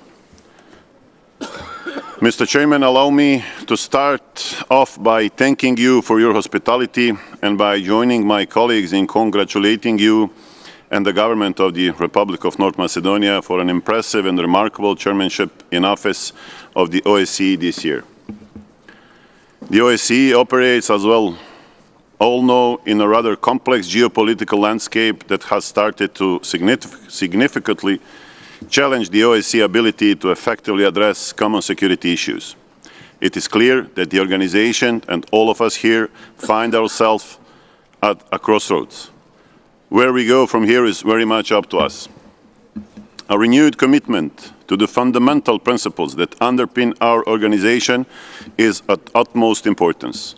As we gather here to address the challenges and opportunities that lie before us, it is imperative that we renew our shared dedication to the principles that bind the OSCE together. In these challenging times, our commitment to the OSCE's core principles become even more critical, reinforcing our role as a steadfast anchor of stability, dialogue and cooperation in an evolving international landscape. We welcome the readiness of Malta to assume the function of the OSCE chairmanship in 2024, thereby offering a solution for one of the most pressing issues of our organization. On the other hand, the unified budget still awaits adoption, and the OSCE's top 4 positions are all up in the air. In that regard, I wish to stress that the politicization of the issue of reaching a consensus on the unified budget is very much regrettable, and we call on all OSCE member states to adopt the budget urgently and without any delay in accordance with the chairman's proposal. Furthermore, in order to ensure the continuation of the effective functioning of the organization, we must work hard in order to reach consensus on the top 4 management positions of the OSCE. We support the Chair's efforts in this area and look forward to working together with participating states in order to extend the mandate for those positions. Bosnia and Herzegovina would like to express its appreciation and commend the Chair of the OSCE for their professionalism and hard work during all of 2023, but especially for their utmost efforts to overcome some of the challenges I've just talked about. Allow me to also commend the Secretary General and all of the professionals at the OSCE, both in Vienna and around the world, for their continued professionalism and hard work despite obvious challenges. Ladies and gentlemen, our commitment to the organization, which we have heard thus far and will continue to hear about for the rest of this session, cannot remain only declarative and has to be accompanied by actual support to this organization, to its mandate and work to find diplomatic solutions, promote dialogue and prevent the further escalation of conflicts. The challenges that OSCE faces are significant, but they are certainly not impossible to solve, and they will require all of our help to properly address them. Let us remember the words of the Helsinki Final Act, which marked the beginning of our journey. It called for a common understanding of our diverse society, a world in which each individual can develop his full potential, and the genuine pursuit of cooperation and peace. Our commitment to these ideals is what defines us at the OSCE. And I want to underline that Bosnia and Herzegovina has joined the common statement of EU member countries read by my friend and Minister of Foreign Affairs, Jose Manuel Alvarez, at the very beginning. Thank you very much. I thank Minister Konakovic, and the next speaker is Deputy Minister of Foreign Affairs of Turkey, Burak Akçapar. You have the floor, sir. Thank you, Chair. Thank you, Minister Osmani. Thanks also for your very warm hospitality in Skopje. Allow me to thank you and North Macedonia for shouldering OSCE chairmanship this year and commend you for your very hard work. Let me also commend Secretary General Schmidt and 4 top leaders of this organization and the staffs. We look forward to continuing to work with you in the time ahead. Turkey appreciates and congratulates Malta for stepping forward as chair for 2024. We are meeting once again under extraordinary circumstances for international peace and security. The tragic war in Ukraine has been continuing for soon to be 2 years now. The devastation, destruction, and human suffering in Ukraine have been immense. The war's regional and global fallout is also on the rise. We have all been negatively affected by this war. Let me reaffirm once again our principled position in support of Ukraine's territorial integrity and sovereignty, as well as our commitment to upholding dialogue and diplomacy for a political settlement. Since we last met in reinforced format in late September, we have been witnessing an immense devastation, destruction, and human suffering in another part of the world, not too far away from the OSCE region. Unfortunately, on and after 7th of October, we have been shaken to the core because of the massive loss of civilian lives. After initial high ground, Israel has been indiscriminately targeting and heavily attacking civilians and all kinds of civilian infrastructure, including hospitals in Gaza. Humanity has not seen such massive loss of civilian lives, mostly women and children, in such a short period of time in recent history. The United Nations itself has never lost such a huge number of civilian personnel in an armed conflict. As North Macedonia Chair's motto says, it is about people. Yes, it should be. Not just my kind of people, but all kind of people. Excellencies, dear colleagues, it's not an overstatement to say that OSCE has been going through the most challenging period in its history.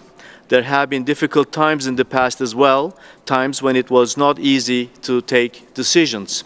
However, it never got to this situation as it is the case now. Yet the organization remains important as the most inclusive platform for comprehensive security and cooperation in Europe. This platform, as is, needs to be preserved. If we cannot pull the organization out of the difficult state it is in, then what hope can we entertain for cooperative security anywhere, anytime? Europe, from Atlantic to the Urals, would be locked into confrontation, even conflict, no transparency, no arms control, no confidence, nor security. It is time for reflection and action. Reform should be part and parcel of our work. I believe the old but very relevant concept of cooperative security, which underwrote the post-Cold War security architecture and discourse in Europe, should be given a fresh opportunity in 2024 and 25. If there was no OSCE today, we would not be able to create it. It is such a unique construct. It's such a valuable construct. It is against this background that my country, Turkey, would ask fellow members to seek consensus, but also compromise and vision to strengthen this organization and open a new chapter for cooperative security in Europe. To facilitate debate, we will devote attention to this topic in the context of the upcoming Antalya Diplomacy Forum in March, in the very forum which brought together Ukraine and Russia for the first time together after February 2021. Thank you for your attention. I thank you so much. And since we have gone way beyond our available time for the first session, I propose that we close the first plenary session in order to allow for sufficient time to proceed to the lunch. We will resume our work in the second plenary session at 3 p.m., where we shall continue with our list of speakers under agenda item 6, statements by heads of delegation. And the first speaker in the afternoon will be the delegation of Malta. The first plenary session is closed. Excuse me, there is one announcement. So, since we have the lunch at the Alexander Palace, for those who would like to walk, of course, can walk to the Alexander Palace. For those, there are buses outside for the heads of delegation and +1. Thank you so much.